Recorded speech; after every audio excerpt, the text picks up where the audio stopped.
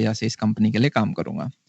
First day वो अपनी job पे जाता है, बड़ा खुश है, उसे आप लाख रुपए मिलने वाले हैं, एक नया मैकबुक एयर मिल चुका है, अनटिल अनलेस आप माइक्रोसॉफ्ट में नहीं हो तो मैकबुक एयर मिलता है आपको, उधर आपको दूसरा मिल जाएगा, वो भी महंगे लैपटॉप देते हैं आपको। फिर अरे अनलिमिटेड चाय कॉफी, लंच डिनर, शाम को जब ऑफिस खत्म हो जाता है तब आप ए पॉइंट से बी पॉइंट तक जाने के लिए आपको कैब मिलेंगे, फूड कूपन्स मिलेंगे घर पे ऑर्डर करने के लिए, बच्चा खुश, बस लाइफ सेट, जिंदगी सेट हो गई है मेरी। तो ऐसा क्या होता है कि 1.5 साल बाद, 2 साल बाद वही बच्चा अपनी ही ऑर्गेनाइजेशन के बारे में बुरा बोल रहा होता है, या अपने जो टीम लीड मैनेजर है उनके बारे में घृणा रख रहा होता है, खराब चीजें बोलता है। हुआ ये यार कि 1.5 से 2 साल में उसे थोड़ी सी दुनिया दिखनी स्टार्ट होती है, वो घर के थोड़ा और बाहर निकलता है, उसे दिखता है कि यार मैं लाख रुपए कमाता हूँ, पर मेरा एक और दोस्त है, वो कुछ और काम करता है, वो 60,000 रुपए कमा रहा है।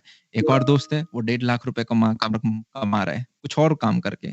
एक व्यक्ति है जो कि हो सकता है 5 से 6 लाख पर मंथ कमा रहा हो, और फिर उसके दिमाग में आता है कि यार लाख रुपए तो मैं शायद कुछ और करके भी कमा सकता हूँ, शायद मैं अपना स्मॉल बिजनेस कर लूं, या शायद मुझे सरकारी के लिए अप्लाई कर देना चाहिए था, या शायद मुझे कुछ और प्रोफेशन करना चाहिए था, मैं बचपन से इस चीज में बहुत ज्यादा इंटरेस्टेड था।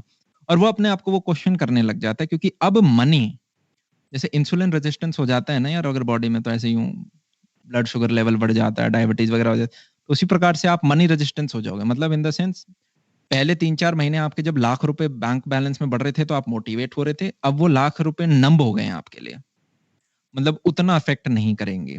और ये चीज मैंने भी रियलाइज करी जब मैं कॉलेज के फर्स्ट ईयर में था, तो ऐसा कुछ ज्यादा पेमेंट हुई नहीं थी, शुरुआत के 6 महीने तो वैसे ही काम करते थे, 6 महीने बाद जाके मैंने मोनेटाइजेशन ऑन की, तो फर्स्ट पेमेंट आप एक तरह से कह सकते हैं एडसेंस से आई। तो आप अगर देखेंगे फर्स्ट मंथ की इनकम जीरो, सेकंड मंथ की जीरो, क्योंकि जब तक आपके $100 पूरे नहीं होते तब तक आपको फर्स्ट पेमेंट नहीं मिलती। ये उस टाइम यूट्यूब के रूल थे, शायद अभी भी रूल होंगे। तो वो $100 8,000 रुपए हो ही नहीं रहे महीने के, 1 महीना निकल गया, 2 महीने निकल गए, 3 महीने निकल गए, 4 महीने निकल गए, हो ही नहीं रहे। तो एक पॉइंट के बाद वो दिन के 5 रुपए, 10 रुपए, 15 रुपए मिलने लग गए। तो दिन के 10 रुपए मिलते थे, बड़ा खुश होता था कि यार कैंटीन में गए, आज जो 10 रुपए की चाय पी वो अपने पैसे की पी, तो ऐसे खुशी सी आती थी मन के अंदर। फिर वो अमाउंट 20, एक दिन 500 पे पहुंचा, मतलब ऐसे यहाँ पे 6-8 महीने निकल चुके हैं, तो ऐसे यार दिन के 500 रुपए, जब 11th-12th में कोचिंग करते थे तो 500 रुपए 1 घंटे के टीचर को देते थे, आज मैंने 500 रुपए कमा लिए। पर फिर उसमें एक लिमिट आ जाती है, एडसेंस से आप एक सर्टेन लेवल के ऊपर नहीं जा पाते। थर्ड ईयर में जाके हमने लोगों के स्टूडियोज बनाने स्टार्ट किए, मैंने खुद का स्टूडियो बनाया, एक टीचर को मैंने दिखाया, उन्होंने कहा अरे यार ये चीज तो हमें भी चाहिए होती, मैं एक दोस्त को रिकमेंड करता हूँ। स्टूडियोज लोगों के बनाए, उस टाइम मैं अपना आइडिया पिच करता था टीचर्स के पास जाके कि यार मैं थर्ड ईयर का बच्चा हूँ, मैं क्या पढ़ाऊंगा, पर मेरे पास बच्चे हैं, क्यों ना मैं 3 अच्छे टीचर पकड़ लूं कोटा, सिक्कर, बीकानेर वगैरह से, वो अपना पढ़ाएं, कुछ बच्चों को बेच देंगे, 600-800 रुपए, 1,000 रुपए का कोर्स एक वगैरह का, या फिर 12th बोर्ड वगैरह के लिए। तो उस आइडिया को लेके मैं पिच करने जाता था। तो फर्स्ट पिच में जहाँ पे भी करने गया, वो बीकानेर में सिटी थी, उधर मैंने जाके लोगों को बताया कि ऐसा कर सकते हैं। कुछ लोगों ने कहा ठीक है ये तो बढ़िया आइडिया, हमारे लिए करो। मैंने कहा इसके लिए पहले स्टूडियो बनाना पड़ेगा। स्टूडियो बनाया, पहला स्टूडियो फ्री में बनाया, फिर उन्हें पसंद आया, उनके लिए और बनाए, फिर उन्होंने खैर डिच कर दिया मुझे। पर अल्टीमेटली ये पता चला मैं वहां से थोड़े पैसे कमा गया। डिच तो इसलिए किया यार क्योंकि उन्होंने सोचा 20 साल का व्यक्ति है, ये क्या मार्केटिंग कर देगा हमारी, जो ये मार्केटिंग करेगा, कोचिंग वाले हैं यार, उन्होंने पैसे कमा रखे होते थे, तो वो कहते थे हम ही फेसबुक पे ऐड चला देंगे, हम ही इंस्टाग्राम पे ऐड चला देंगे। लास्ट में स्टूडियो वगैरह बना के, ये समझ के कि सोशल मीडिया कैसे काम करता है, वो मेरे को यूजुअली भगा देते थे, तो मैं दिल छोटा करके आ जाता था। मैं वापस उस टीचर के पास गया, क्या गंदे दोस्त आपने बताया, उन्होंने तो डिच कर दिया मेरे को, अब मैं क्या करूं। तो उन्होंने कहा मेरे भाई एक और दोस्त हैं फरीदाबाद में, आप उनके पास जाओ, फिर दिल्ली में इनके पास जाओ। फरीदाबाद में गए, वहां पे एक बड़ा स्कूल था उन्होंने खोल रखा था, जहाँ जेई नीट स्कूल साथ में कराते थे। 14 रूम में उन्होंने मेरे से अपने करवाए। उन्होंने कहा कि यार हम सिर्फ जेई का नहीं बेचना चाहते, हम 6, 7, 8, 9 सब कुछ बेचना चाहते हैं। मैंने कहा ठीक है, मैं 20 साल का बच्चा 35-40 साल के टीचर्स को पिच कर रहा हूँ कि किस प्रकार से आपको सोशल मीडिया के दौरान, जब बच्चे हम कोर्स बना रहे हो, पढ़ा रहे हो, तो मुझे अंदर से कॉन्फिडेंस नहीं आ रहा यार, ये सब 15 साल पढ़ा चुके हैं मेरे से ज्यादा, खुद लोग बड़े बड़े हैं, तो मतलब मैं अच्छे से पिच भी नहीं कर पा रहा, अटक अटक के थोड़ा बोल रहा हूँ। बस कर दिया समहाउ। उन्होंने कहा ठीक है करते हैं, एग्री हो गए, सारे स्टूडियोज बना दिए, उन्होंने भी डिच कर दिया। उन्होंने कहा यार हम मार्केटिंग नहीं करा पाएंगे आपसे, हम सीडी बेचना चाहते हैं। मैंने कहा आप मुझे डिच करना चाहते हो आप करो, पर सीडीओ का जमाना जा चुका है, एटलीस्ट पेन ड्राइव बेच दो, सीडी ड्राइव ही नहीं है आजकल लोगों के लैपटॉप में। पर उन्हें समझ नहीं आई, पर उन्होंने करा, खैर फ्लॉप हुए दोनों के, जिन्होंने भी है। पर हुआ क्या, हर स्टूडियो जब हम बड़ा बनाते थे, बाद में बड़े बड़े स्टूडियो मिले जिनमें 300 350 बच्चे भी मिलते हैं, मैं दोबारा आइडिया पिच करने चला जाता था। हर एक से 80,000 से लाख रुपए तक का मेरा कट मिल जाता था। तो कोई मुझे डिच तो करता था, पर उसके स्कूल में आप पूरा स्टूडियो बनाते हो, तो उससे मेरे को कैपिटल मिलने स्टार्ट हुई। तो मैंने कहा, अरे वाह! ये भी बढ़िया चीज़ है। तो कैपिटल बड़ा भी हम करने लगे, जब तक फिर 3rd ईयर खत्म हुआ, 4th ईयर में भी सिमिलर काम किए। तो प्लेसमेंट वगैरह छोड़ दी थी। हमारा एनएसआईटी में, आईटी में एवरेज पैकेज 17-18 लाख, उतना ही जितना। तो पहली कंपनी माइक्रोसॉफ्ट आई, दिल धक-धक करने लगा, छोड़ा प्लेसमेंट। तो पापा से लड़-लड़ाई करके, खैर अभी एक साढ़े 3-4 घंटे का सेमिनार होता है, तो हम हर चीज़ को डिटेल करके, लड़ाई मतलब ऐसे कटोरा लेके जो हम भीख माँगते हैं, पिताजी, पिताजी प्लीज़ मुझे अपना छोटा काम करना है। क्या मैं पिताजी का सपना है कि यूपीएससी निकाले बच्चा। तो मेरे पास 3 चीज़ें थी 3rd ईयर में, या तो मैं प्लेसमेंट ले लूँ, या फिर मैं यूपीएससी निकाल लूँ, या फिर मैं अपने स्मॉल बिज़नेस पे ध्यान दूँ। तो पापा को मैंने कॉल किया, और यहाँ पे पेरेंट्स बहुत इंपॉर्टेंट हैं। ज़िंदगी में आपके 2 डिसीज़न होंगे जनाब, ध्यान से सुन लो, इस चीज़ को लिख भी लो अगर इफ पॉसिबल। लिखें ज़रूर, एक फैक्ट बेस्ड रिसर्च, जो भी लोग अपना ज़िंदगी का ये लिख लेते हैं कि मेरा मिशन स्टेटमेंट क्या है, उसको लिख लेते हैं मिशन स्टेटमेंट को, वो 10 टाइम्स मोर रिच होते हैं, ये एक फैक्ट है। तो जिस प्रकार से हम रात का खाना भूल गए थे कल रात का, आप आज का सेमिनार ना भूलें, तो इस चीज़ को लिख लें। लिखना बहुत इंपॉर्टेंट है। 2 चीज़ें हैं वो, एक है आपका करियर ऑप्शन, आप ज़िंदगी में क्या करते हो, और दूसरी चीज़ है कि आप किसके साथ अपनी ज़िंदगी बिताने वाले हो, which is your life partner. अगर ये दोनों डिसीज़न आपने स्वयं नहीं लिए हैं, तो शायद आज नहीं, 2 year, 5 year, 10 year, 15 year, 20 year down the line, maybe शायद आपको रिग्रेट हो रहा हो कि यार शायद मुझे खड़ा होके अपने लिए कॉल लेनी चाहिए थी। 2019 में मेरे बैच की प्लेसमेंट हुई थी। ऑलरेडी 4-5 बंदे हैं जो अपनी जॉब छोड़ चुके हैं। अब ऐसा नहीं कि दुखी होके छोड़ा, उनके पैकेज अच्छे नहीं थे, अच्छे-अच्छे थे। कुछ के तो 40 लाख पैकेजेस थे, पर वो कुछ और करना चाहते थे, इसलिए उन्होंने छोड़ा। कोई सरकारी में चला गया, किसी को अपना खुद का स्टार्टअप करना था। खैर अलग-अलग जो भी। कुछ हैं जो नहीं छोड़ पाते, वो जुड़े ही रहते हैं। तो ये 2 डिसीज़न आपको लेने हैं, और बहुत प्रैक्टिकल होके सोचना, क्योंकि जितने भी हाइली सक्सेसफुल लोग हैं, वो हाइली प्रैक्टिकल हैं। 24 घंटे आपके पास, 8 घंटे आप सो जाते हो, 4 घंटे आपको खाना-पीना, नहाने-धोने के लिए चाहिए। बचा हुआ सारा समय एक इंडियन आदमी औरत 10 से 12 घंटे ऑफ़िस में या फिर खुद के धंधे में काम करता है। तो जो आप काम करने वाले हो 10 से 12 घंटे अगले 40-50 साल, वो बहुत सोचा-समझा होना चाहिए। वो सिर्फ़ मॉनेटरी के लिए ना हो। क्योंकि यार रेवोल्यूशन भी है ना, बहुत सारे हुए हैं। अब खैर मेरे को सारा याद नहीं, किसी पुराने टाइम में पढ़ा था हमने। जैसे जॉब सेक्टर में भी बहुत सारे रेवोल्यूशन, पहले हुआ था इंडस्ट्रियल रेवोल्यूशन, हमारे अगर ग्रैंडफ़ादर्स टाइम की हम बात करें।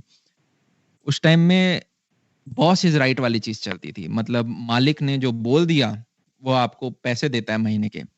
वो आपको ₹80 दे रहा है, ₹90 दे रहा है। उसने जो बोल दिया, वो गाली भी दे सकता है, वो डाँट भी सकता है, तो एम्प्लॉयी छोड़ के नहीं जाता था। वो साफ-साफ करके बात करता था। फिर उसके बाद नेक्स्ट जनरेशन आई।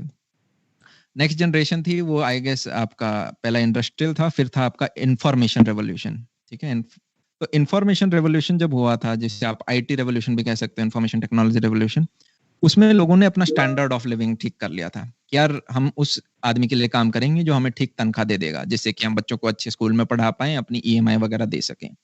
अब ये जो तीसरा आया है, जो कि हमारी जनरेशन है, इसे बोलते हैं सोशल रेवोल्यूशन। और सोशल रेवोल्यूशन में सिर्फ तनख्वाह नहीं देखी जाती, तनख्वाह के साथ बाकी सारे एस्पेक्ट्स भी देखे जाते हैं। Quality of life, quality of work environment, quality of people जिनके बीच में मैं काम कर रहा हूँ। क्या मुझे ग्रोथ मिल पा रही है या नहीं? क्या मेरे लाइफ का कोई पर्पस फुलफिल हो रहा है या नहीं? 5 साल बाद मैं बोर तो नहीं हो जाऊँगा? क्या मैं एक इम्पैक्ट मार रहा हूँ या नहीं? ऐसे इस प्रकार के सवाल आप अपने आप से पूछोगे, या तो अभी या आने वाले कुछ समय में। तो इसी प्रकार से आगे थोड़ा और बात करते हैं। स्पॉन्टेनियस तो मैं भूल जाता हूँ कभी-कभी कहाँ से क्या चीज़ उठाई थी, किस चीज़ पे हम बात कर रहे थे। तो एक बार मैं एक व्यक्ति का इंटरव्यू ले रहा था, तो स्प्रिंकलर और माइक्रोसॉफ्ट 2 कंपनी के थे बच्चे। तो मैंने पूछा, यार कितना पैकेज है? उसने कहा 40 टू 43 लाख है। मैंने कहा इन हैंड कितना है? बोला 13.5, ढाई जॉइनिंग बोनस प्लस 20-22 लाख के स्टॉक्स हैं जो 4 साल में बँट के मिलेंगे। तो एक तरह से 20-21 लाख इन हैंड कैश है। मैंने कहा ठीक है। इनमें से कितना खर्च कर लोगे, कितना बचा लोगे? बोला 5 लाख बचा लूँगा, 5 लाख खर्च करूँगा और 15 लाख सेव कर लूँगा। मैंने कहा ज़िंदगी में क्या करना चाहते हो 40 साल बाद? वो भी एक बार सोचने लगे, यार 5 साल का सोचते हैं, इन्होंने तो 40 इयर्स का बोला गाय बचाना चाहता हूँ। मैंने कहा अच्छा गाय बचाना चाहते हो? तो बचाओ। तो उसने कहा अभी नहीं, अभी मैं पहले पैसे बचाऊँगा, उसके बाद गाय बचाऊँगा। मैंने कहा कितने पैसे कलेक्ट कर लोगे? आज ही 4-5 गायों का कर लो, वरना 15 साल, 10 साल जितना आप वेट करना चाहते हो पैसा एक्यूमुलेट करने के लिए, तब तक तो नुकसान हो जाएगा गायों का, काफ़ियों का। बोले नहीं अभी मेरे पास कैपिटल नहीं है। तो मैंने कहा ठीक है, देखते हैं आप कितना कैपिटल एक्यूमुलेट कर लोगे, जो भी आप अभी जॉब कर रहे हो। उन्होंने कहा कि 15 लाख पर ईयर मैं सेव कर लूँगा तो 10 साल में मैंने कहा 1.5 करोड़, बोला हाँ। 15 साल में मैंने कहा 2.25 करोड़, बोला हाँ। मैंने कहा इस 2.5 करोड़ का डबल कर लेते हैं राउंड ऑफ करके, 5 करोड़ मान लो आपने सेव कर लिया अगले 15 साल में। अब देख लेते हैं आप फाइनेंशियली इंडिपेंडेंट हो पाए या नहीं। अब मेरी डिक्शनरी में यार फाइनेंशियल इंडिपेंडेंस जो शब्द है, वैसे तो मैंने एक यूट्यूब पे वीडियो बनाया जिसमें कहा अगर आपके बैंक अकाउंट में 3.6 करोड़ रुपीज है, कितने 3.6 करोड़ रुपीज हैं, तो आप फाइनेंशियली इंडिपेंडेंट हो। मतलब आपको उतना पैसा पर मंथ मिलता रहेगा, आप उसका आधा तो डालो बैंक में और आधा डालो स्टॉक में। तो बैंक का जो इंटरेस्ट है उससे तो आपका महीना चलेगा और स्टॉक में वो पैसा बढ़ता जाएगा। मैंने बनाया वीडियो, आप चाहें तो डिटेल में देख सकते हैं। तो आपको पर मंथ लाख सवा लाख रुपए एज अ सैलरी मिलती रहेगी, जो एक सॉफ्टवेयर इंजीनियर की होती है। 5 से 10 साल बाद वही सैलरी आपकी 5 से 6 लाख 10 लाख पर मंथ तक हो जाएगी, क्योंकि महंगाई बढ़ रही है। तो इस हिसाब से 40 साल बाद आपकी वो 10 लाख हो जाएगी। 10 साल में 10 लाख नहीं होगी, 40 साल में 10 लाख हो। इस हिसाब से मैंने 3.6 करोड़ निकाला था। फिर मैंने इसको एक और थॉट दी, मैंने कहा 5 करोड़ अमाउंट कितना ही होता है। अगर आप एक ठीक कंपनी में काम कर रहे हो और अगर आप अर्बन सिटीज में रह रहे हो, क्या मैं कह सकता हूँ हर व्यक्ति का एक सपना होता है कि मैं लाइफ में अपना खुद का घर बनाऊं? यस, कि मेरा खुद का घर हो। वो घर मात्र 2 से 3 करोड़ का हो जाएगा अगर आप एक 3 BHK लेना चाहेंगे। 4 BHK अगर आप सोचते हैं कि यार मेरे पिताजी भी मेरे साथ रहें, मैं भी रहूं, मेरे आने वाले बच्चे भी रह जाएं, तो 4 BHK आराम से 2 to 3 CR इजीली, अगर आप अच्छे लोकेशन में देखते हैं तो। अब 2 बच्चे भी करोगे आप, 2 बच्चों का प्राइवेट स्कूल में खर्चा, प्राइवेट ट्यूशन प्लस उनकी कॉलेज की फीस, 1 करोड़ रुपए के करीब खर्चा ये भी है। उनमें से एक बच्चे ने कह दिया मुझे फॉरेन ग्रेजुएशन करनी है, तो लो जी 1 करोड़ और गया। गाड़ी लोगे, अब हो सकता है या तो आप 50 लाख की मर्सिडीज ले लो, या फिर अपनी पूरी जिंदगी में 3 छोटी-छोटी गाड़ी ले लो। एक वैगनआर ले ली, एक मर्सिडीज ले ली, एक थोड़ी अच्छी सिविक टाइप ले ली, तब 50 लाख। तो 50 लाख आपके व्हीकल्स के खर्च कर दिए मैंने। इसमें खाना-पानी तो मैं इंक्लूड कर ही नहीं रहा हूँ अभी। बड़े-बड़े मेडिकल इमरजेंसी कोई आ गई, आपके पिताजी आपके साथ ही रहेंगे, एज्यूम कर रहा हूँ आप उनका ध्यान रखोगे। एकदम से मेडिकल इमरजेंसी आ गई, खर्चे वो। शादी करानी है बच्चों की, भाई साहब इंडिया में शादी का खर्चा। अब हो सकता है आप जिंदा दिल आदमी हो, नए जमाने के है, मैं खर्चा क्यों करूंगा, पर हो सकता है आप कर भी रहे हो, तो फिर खर्चे आपको पता है शादियों में कितने होते हैं। मैंने कहा 5 करोड़ तो चले गए। तो आप 15 साल बाद भी जॉब करोगे, क्योंकि आपको क्या होगा दिमाग में, मेरे को अपने बच्चों को अच्छी जगह भेजना है। तो 15 साल बाद भी गाय तो बची नहीं। तो वो सोचने लग गया, अरे हाँ नहीं बची। तो मैंने कहा कुछ और स्ट्रैटेजी प्लान करते हैं। फिर मैंने ऐसी एग्जांपल स्टार्ट कर दिए, जैसे कि एक शब्द है यार, पैशन, ठीक है, और पैशन का मतलब होता है टू, मतलब हमने तो अलग ही मतलब निकाल रखे हैं कि कुछ ऐसी जॉब होगी जिसे करने में बड़ा मजा आ रहा होगा, पर पैशन का असली मतलब होता है to suffer for a worthwhile cause, to suffer. अब जैसे हमारे जितने भी फ्रीडम फाइटर्स थे यार, उन्हें ना पैसे मिलते थे, उनके घर में से दूर रखा जाता था, पिटाई होती थी, जेल में रखते थे, बेइज्जत किया जाता था, पर उसके बाद भी वो लड़ते थे। क्यों? क्योंकि उन्हें लगता था कि यार मैं लड़ूंगा, इससे शायद पूरा देश आजाद हो रहा होगा। तो वो एक वर्थवाइल कॉज लगता है। सिमिलरली आपको मार्केट में देखने कौन से ऐसे डोमेन है जिनके मैं पेन दूर कर सकता हूँ। जैसे मान लो मेरे को रात को 2 बजे भूख लगती है, तो वो पेन दूर किया जोमेटो और स्विगी ने। मान लो मुझे ए पॉइंट से बी पॉइंट तक जाना है और मेरे पास व्हीकल नहीं है, तो वो पेन दूर किया किसने? ओला उबर ने। मान लो मेरे को होटल लेना है एक नई सिटी के अंदर, मैं नहीं जानता होटल, तो वो मेरा पेन दूर किया किसने? आपके ओयो ने कर दिया। मेरे को एक ट्रिप पे जाना है, मुझे नहीं पता कहाँ से फ्लाइट लूँ, कहाँ पे होटल लूँ, तो मेक माई ट्रिप आ गया। मुझे अपने एसी की सर्विस करानी है, अर्बन क्लब आ गया। अब इन सभी के अंदर आपको एक चीज मैं कॉमन दिखाता हूँ, ये सारे के सारे हैं बिचौले। बिचौले मतलब मिडलमैन। क्या मैं बोल सकता हूँ कि रेस्टोरेंट पहले से थे, खाने वाले लोग पहले से थे, जोमेटो स्विगी आ गया बीच में एज अ प्लेटफॉर्म बन के। एसी ठीक करने वाले पहले से थे, एसी जो गंदे थे वो पहले से थे, बीच में आ गया आपका अर्बन क्लैप, जो कि अब अर्बन कंपनी के नाम से जाना जाता है। ठीक है। सिमिलरली आपके होटल्स पहले से थे, होटल लेने वाले लोग पहले से थे, आ गया ओयो। आपके टीचर्स पहले से थे, पढ़ने वाले बच्चे पहले से थे, ऑनलाइन एजुकेशनल ऐप्स आ गए। तो ये सारे के सारे बिचौले हैं। और इन सब में एक चीज और कॉमन देखना, इन्वेस्टर इनमें पैसा क्यों लगाता है? इसलिए लगाता है क्योंकि आप एक बार प्रोडक्ट बनाने के लिए आपने कुछ पैसे डाले, आप 1000 डाउनलोड्स पे ले गए, 1000 डाउनलोड्स के बाद 10 लाख लोगों तक पहुंचाने के लिए आपको एकमात्र चीज चाहिए, मार्केटिंग, राइट? वहीं पे मान लो अगर कोई दूसरा बिजनेस है, जैसे कि मान लो आपको रेस्टोरेंट की फ्रेंचाइजी खोलनी है, तो हर रेस्टोरेंट को बनाने में आपका यूनिट बाय यूनिट पैसा बढ़ रहा होगा, वो स्केलेबल नहीं है। मतलब एक को बनाने में 10 रुपए लग रहे हैं, तो दूसरे को भी 20 रुपए 10 रुपए और लग रहे होंगे। 5000 खोलने हैं तो मेरे को इंटू 10 उतने रुपए लग रहे होंगे। चीज समझ में आ रही है हमें? तो मैंने उस व्यक्ति को कहा यार कुछ ऐसा सोचते हैं। यूएसए में एक रिसर्च हुई कि अगर आपको फाइनेंशियल असली इंडिपेंडेंस होना है, वो इंडिपेंडेंस की उतना पैसा आपने कमा लिया तो अब आप जब घर से बाहर निकल रहे हो, देखो यार फाइनेंशियल इंडिपेंडेंस का मतलब ये नहीं कि आप घर में बैठ के नेटफ्लिक्स देखोगे और टाइम पास करेंगे और बोर हो जाएंगे हम अपनी जिंदगी में, नहीं, आप काम करोगे। पर अब जब घर से निकलेंगे तो शाम को आते वक्त आप इस थॉट से नहीं आ रहे होगे कि यार मैंने पैसा नहीं कमाया, अब मेरे घर वाले जिंदा कैसे रहेंगे, मैं उनके खर्चे कैसे निभाऊंगा। वो अमाउंट आया था $10 मिलियन, जो कि 70 करोड़ रुपया होता है। अब थोड़ा पैसा रुपया है वो ऊपर नीचे जा रहा है, तो अब 85 करोड़ हो जाएगा, ठीक है। तो अब इंडिया में थोड़े खर्चे कम है, तो हम बोल सकते हैं $5 मिलियन, विच इज 35 करोड़ रुपए अगर आपके बैंक अकाउंट में है तो आप फाइनेंशियली इंडिपेंडेंट हो। वैसे अगर नॉर्मल बात करें तो 10-15 करोड़ भी काफी होते हैं, पर 35 करोड़। अब 35 करोड़ में यार अगर हम बात करें, भैया 35 करोड़, 35 साल की उम्र तक दिमाग ठीक है आपका, कहाँ हवा में बातें हो रही हैं कि जाऊं क्या, मैं कोडिंग करनी थी, पढ़ लूं अपना जाके। देखो यार, मैं आपको हमेशा वो नंबर बोलूंगा जो मैं खुद अचीव कर चुका हूं, या फिर जिनसे बड़े नंबर मैंने लोगों को अचीव करते हुए देखे। तो अब आपको किस प्रकार कर सकते हो वो मैं आपको एक आइडिया थोड़ा सा ब्रीफ देने का प्रयत्न करूंगा। मैंने कहा यार, ऐसे ऐसे इंडिविजुअल्स हैं जिन्होंने 30 साल की उम्र तक 100 करोड़ से ऊपर कमा चुके हैं, ठीक है। अब आप कहोगे भैया आप 100 करोड़ की क्या बात कर रहे हो, बिलियनियर कंपनी भी है। देखो यार, जब कंपनी $1 बिलियन की हो जाती है, उसका मतलब ये नहीं है कि उसका जो फाउंडर है उसने भी उतने पैसे कमा लिए हैं। उसका फाउंडर कम कमा रहा होता है। मैं बताता हूँ कैसे। आप जैसे एक इन्वेस्टर के पास जाते हो, आप कहते हो भाई मुझे फंड कर दो, वो आप में पैसे डालेगा, वो आपकी कंपनी में पैसे डालता है, वो आपके ऊपर पैसे नहीं लगाता। तो आपकी कंपनी अपने आप में एक लिविंग एंटिटी है। जो पैसा आता है आपको एज अ फाउंडर सैलरी मिलती है। जैसे एक एम्प्लॉय को सैलरी मिलती है, एक फाउंडर की भी सैलरी होती है। वो मालिक नहीं है उसका, बेच के नहीं निकल सकता। जैसे ही आपने फंडिंग लिया, आप सोचो मैं बेच के अपना निकल जाऊंगा, ऐसा नहीं होता। कॉन्ट्रैक्ट होते हैं, आप नहीं भाग सकते। तो होता क्या है, जब तक आपके 5-6 राउंड नहीं होते, कि आपने भाई पहले ओके चलो पहले सीड फंडिंग ले ली, फिर आपका ABCDEF। अब क्या है, अब अपना एक फाउंडर, जब जैसे ही 6-7 राउंड हो जाते हैं तो एक फाउंडर के पास जो इक्विटी वैसे बचती है वो यूजुअली कभी कभी 10% से कम बचती है। मैं ऐसे स्टार्टअप जानता हूँ जहाँ पे उनकी फाउंडर की इक्विटी है 3 या 4%। मतलब बाकी सारा का सारा इन्वेस्टर के पास है। तो मतलब बाकी इन्वेस्टर चाहे तो फाउंडर को करके निकाल दें, उसकी जगह एक नया CEO ला सकते हैं, ठीक है। तो तभी आपने देखा होगा बड़ी बड़ी कंपनीज में, अगर आपने कुछ हिस्ट्री पढ़ रखी होगी, कैसे बड़े बड़े निकाल दिए गए हैं उन्हीं की कंपनी द्वारा। मतलब जो कंपनी उन्होंने खुद बनाई उसी में से निकाल दिए जाते हैं, क्योंकि उनकी इक्विटी स्टेक बहुत कम होती है, बाकी डायरेक्टर्स के पास ज्यादा से होता है। तो ऐसे में जब आप एक नया फंडिंग का राउंड उठाते हो और जब आपकी इक्विटी डाइल्यूट होती है, मान लो 1000 करोड़ आ रहे हैं, तो आप ऐसे कह सकते हो फाउंडर कमाता है सेकेंडरी एग्जिट से। किससे? Secondary exit. Secondary exit in the sense, आप कहते हो 1000 में से यार 800 तो लगा दो कंपनी में और 200 मेरे को दे दो। मैंने अपनी इक्विटी डाइल्यूट करी है, जिसके बदले में आपने मुझे 1000 रुपए दिए हैं। 1000 में से 800 रुपए दे दो यहाँ पे और 200 रुपए मैं अपने जेब में डालूंगा। तो सिमिलर अभी एक और सेकेंडरी एग्जिट रिसेंटली पिछले 2-3 महीने में हुई है, लगभग 700 करोड़ रुपए की, जहां पे फाउंडर ने अपने बैंक अकाउंट में डाले 700 करोड़। तो और कंपनी है वो $multi-billion, ठीक है।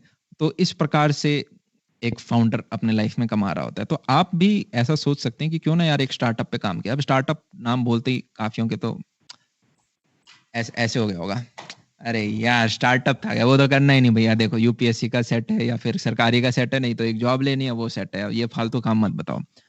थोड़ी सी प्रोबेबिलिटी, इतनी देर सुना है तो हम थोड़ा सा और ही सुन ले, है ना यार। दुनिया के 3% लोग हैं ना, बचे हुए 97% से ज्यादा वर्थ रखते हैं। दोबारा बताऊं, दुनिया के 3% लोग बचे हुए 97% लोगों से ज्यादा पैसे की वर्थ रखते हैं, फाइनेंशियली ज्यादा पैसे कमा रखे हैं उन्होंने।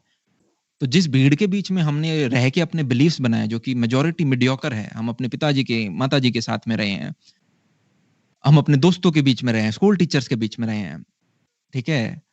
तो हमारे बिलीफ्स भी उस प्रकार के बने, हमने सोच भी वैसी सी बनाई है। क्यों ना 10 लाख बच्चे मिलके एक गवर्नमेंट एग्जाम के पीछे भागते हैं। अब देखो यार, मेरे घर में 11 भाई हैं, ठीक है, और सारे के सारे गवर्नमेंट में मेरी दी हैं जिन्होंने UPSC निकाले। मेरे पापा ऑल इंडिया रैंक 1 थे जब उन्होंने अपना पेपर दिया था गवर्नमेंट एग्जाम का।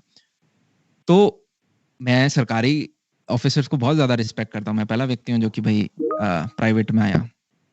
पर आज के दिन जब मैं देखता हूँ 10 लाख लोग, 20 लाख लोग, कुछ कुछ एग्जाम्स हैं जिसमें 1 करोड़ से ऊपर लोग बच्चे फॉर्म भरते हैं, एक एग्जाम के पीछे भाग रहे हैं। और सिलेक्शन रेशियो क्या है? 0.1%, 0.01% भी है। अब मैंने कहा स्टार्टअप के फैक्ट देख लेते हैं। इंडिया में 10 में से 9 स्टार्टअप फेल होते हैं पहले 1 साल में, विच इज 10% सक्सेस रेशियो। मैंने कहा ये तो बहुत बढ़िया है। कहाँ 10%? और फर्स्ट ईयर में आप कोई भी सरकारी निकाल के दिखा दो मुझे। मतलब निकालने को निकाल सकते हो, दी ने निकाला है, पर मतलब सक्सेस रेशियो उसमें कितना कम है, चीज समझ में आ रही है आपको? तो आप प्रोबेबिलिटी को उस हिसाब से जिस डायरेक्शन में, जिस डोमेन में जनाब आप 10 बंदे ना बता पाओ ना, वो डोमेन में सैचुरेशन नहीं है। जैसे मैं एसएससी एग्जाम का बता सकता हूँ कि 10 लाख बच्चे पक्का भर रहे हैं इसको। पर अगर आप यूं ना बता पाओ, ज़ोमैटो, स्विगी, तीसरा अर्बन ईट्स, चौथा आप पे आप चले जाओ, ठीक है, पांचवा, छठा, 10वां ना बता पाओ, तो वहां पे सैचुरेशन नहीं आया, क्योंकि आप जिस मार्केट में जनाब बैठे हुए हो वो 150 करोड़ की पॉपुलेशन है, लगभग पहुंच गए हम 150 करोड़। तो 150 करोड़ की पॉपुलेशन पे एक जोमेटो एक स्विगी राज नहीं कर पाता। मतलब मार्केट बहुत बड़ा है, आपने एक स्टेट भी पकड़ लिया, आपने एक डिस्ट्रिक्ट भी पकड़ ली, तो मतलब उस हिसाब से आपको चीजों को थोड़ा सा सोचना है, जो कि नहीं हम सोच पाते। अब हमें घर में यार माँ बाप, देखो मैं भी उसी से आया हूँ जहाँ से पिटाई पड़ती है 10th क्लास से पहले, बेलन, चप्पल, चिमटा, चिमटा मतलब पता ही, आपको क्या ही बताना है। तो बेल्ट मतलब, और मुंह से तो बस कोई है ही नहीं, मुंह से कितनी चीजें निकल रही हैं। फिर 11th 12th में कि ठीक है बच्चे बड़े लंबे हो गए हैं, अब इनको ना मारा जाए, और उसके बाद कॉलेज में थोड़ा वो कोशिश करेंगे आपके दोस्त बन पाए। अगर आप अभी कॉलेज ज्वाइन नहीं किया है तो घर में ही बैठे हो, तब शायद रियलाइज नहीं किया होगा, पर जब आप उनसे 100 200 400 किलोमीटर दूर चले जाते हो, अब वो आपके दोस्त बनना चाहेंगे कॉलेज के दौरान, कि हमें कुछ चीजें बताए, अपनी जिंदगी से जोड़ के रखें। तो आपको जनाब अपने आप से ये पूछना है, सब आप है ना अभी जैसे 18 20 साल के हुए हो, ऐसे ही आप 30 के भी हो गए, 40 50 60 70, और जब 70 साल की उम्र में आप हो गए, हर व्यक्ति अपनी एक किताब लिखता है, कुछ असली में लिख देते हैं, कुछ वरना दिमाग में सोचते हैं, कुर्सी पे बैठ जाएंगे, आसमान की तरफ देख के अपने पिछले 70 साल विजुलाइज कर रहे होते हैं।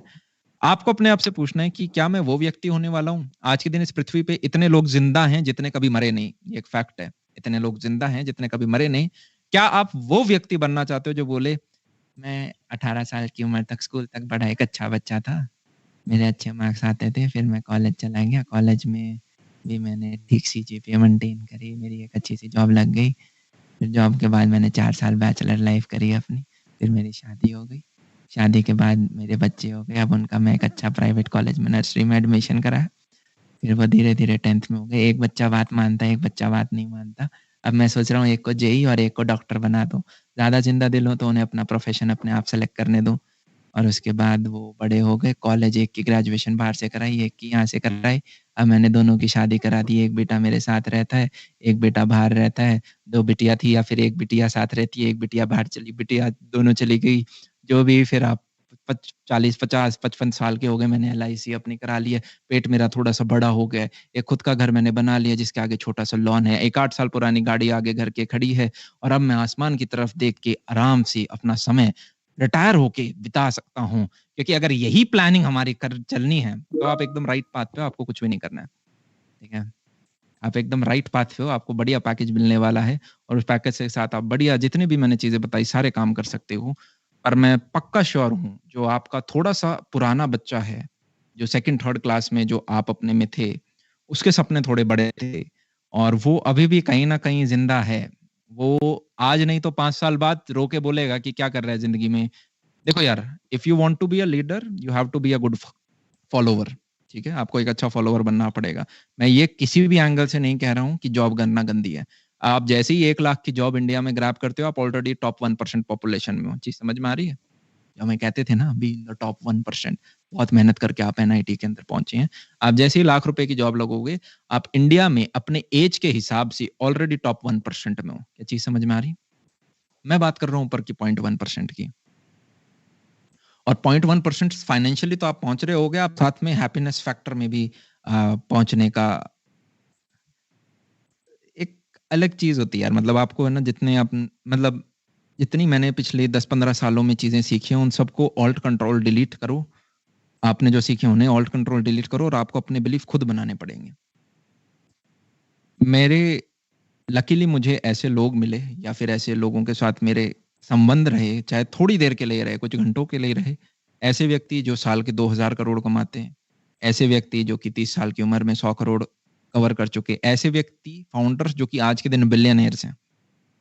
और उनसे मैं जितना मिला हूँ, मुझे उनसे हर बार ये अनुभव हुआ है कि वो हाईली प्रैक्टिकल हैं, हाईली प्रैग्मैटिक हैं वो। मतलब हम जिन चीज़ों पे यूँ सोच लेते हैं, एक छोटा-सा एग्ज़ाम्पल लेते हैं। मैंने एक यार प्रायोरिटी लिस्ट बनाई है अपनी 20 से 30 के लिए, आप चाहें तो उसे लिख सकते हैं। प्रायोरिटी लिस्ट जो आपको 20 से 30 उम्र में फॉलो करनी चाहिए। पहला है काम। First priority should be given to your काम। काम को हम डिफाइन करेंगे थोड़ी देर में। आपका भाई आपको छोड़ सकता है, आपकी बहन आपको छोड़ सकती है, आपका पार्टनर आपको छोड़ सकता है, आपके पेरेंट्स बूढ़े हो सकते हैं, पर आपका काम आपको कभी नहीं छोड़ रहा होगा। तो first priority should be given to काम। 30 के बाद हो सकता है रिस्पॉन्सिबिलिटी बदल जाए, प्रायोरिटी लिस्ट थोड़ी सी बदल जाए, फैमिली ऊपर आ जाए, पर 20 to 30, अभी 30 का हुआ नहीं तो कमेंट नहीं कर सकते। Second priority given to family. अब फैमिली में 4 लोग हैं और जो जितने पहले से मेरे साथ से रह रहा है उसको उतनी प्रायोरिटी दी गई है। First priority to parents, second to siblings, brother sister हैं, थर्ड टू स्पाउस जो भी आपका पार्टनर है, और फोर्थ टू फ्रेंड्स। अब फ्रेंड्स जो हैं इनकी बड़ी हार्ड डेफिनेशन मैंने रखी है, और क्यों रखी है वो भी मैं बताता हूँ। पहले एक किस्सा सुनते हैं। मान लो एक ट्रेन चल रही है जिसके ड्राइवर आपके पिताजी हैं और ब्रेक फेल हो चुके हैं, और वो ट्रेन 2 रास्तों में फटती है। एक जगह आपको बांध दिया, एक जगह आपके 10 दोस्तों को बांध दिया। तो एथिकली तो यार आप पे चढ़ा देनी चाहिए जिससे 10 लोगों की जिंदगी हम बचा सकें। और आपके पिताजी क्या करेंगे? आपके सेमिनार चल रहा है बीच में, छोटे छोटे बच्चे आजकल फोन लेके रहते हैं, ठीक है। तो वहीं पे आपके पिताजी होंगे, वो क्या करेंगे यार, वो 10 लोगों पे चढ़ा देंगे आपके सिर्फ उस एक आपको बचाने के लिए। मैं आपके पिताजी को करूँ, लो पकड़ो 100 करोड़ और लाविश को मार दो, तो बोलेंगे नहीं जी हम तो अपने बच्चों को नहीं मार सकते। मैं बोलूंगा आपकी बात तो मानता नहीं, मार दो 100 करोड़ मार दो, बोले नहीं मारेंगे। वहीं मैं आपके किसी भी दोस्त को पकड़ूं और अगर उसे 100 करोड़ दूं, तो क्या वो आपको मारेगा, जिंदा रखेगा, ये आपको अपने आप से प्रश्न पूछना। अब आप बोलोगे भैया क्या फालतू बात कर रहे हो आप, इतनी हार्ड डेफिनेशन रखेंगे तो फ्रेंड्स का तो कॉन्सेप्ट ही डिलीट हो जाएगा। मैं अगर आपके दोस्त को बोलूं कि यार जो आपको थोड़ा बहुत गिल्ट हो रहा है मारने का, 50 करोड़ अपने बैंक अकाउंट में रखो, बचे हुए 50 करोड़ इस हॉस्पिटल में 5,000 कैंसर पेशेंट्स हैं, उनकी आप जिंदगी बचा लो, बस लविश को मार दो। वो कहेगा ठीक है जी मार देते हैं। और अगर आपको लगता है कि यार आपके 5-6 दोस्त हैं जो कि आपको बचा लेंगे, तो अभी 3-4 साल बाद अपने आप से वो सवाल वापस पूछना आप, ठीक है।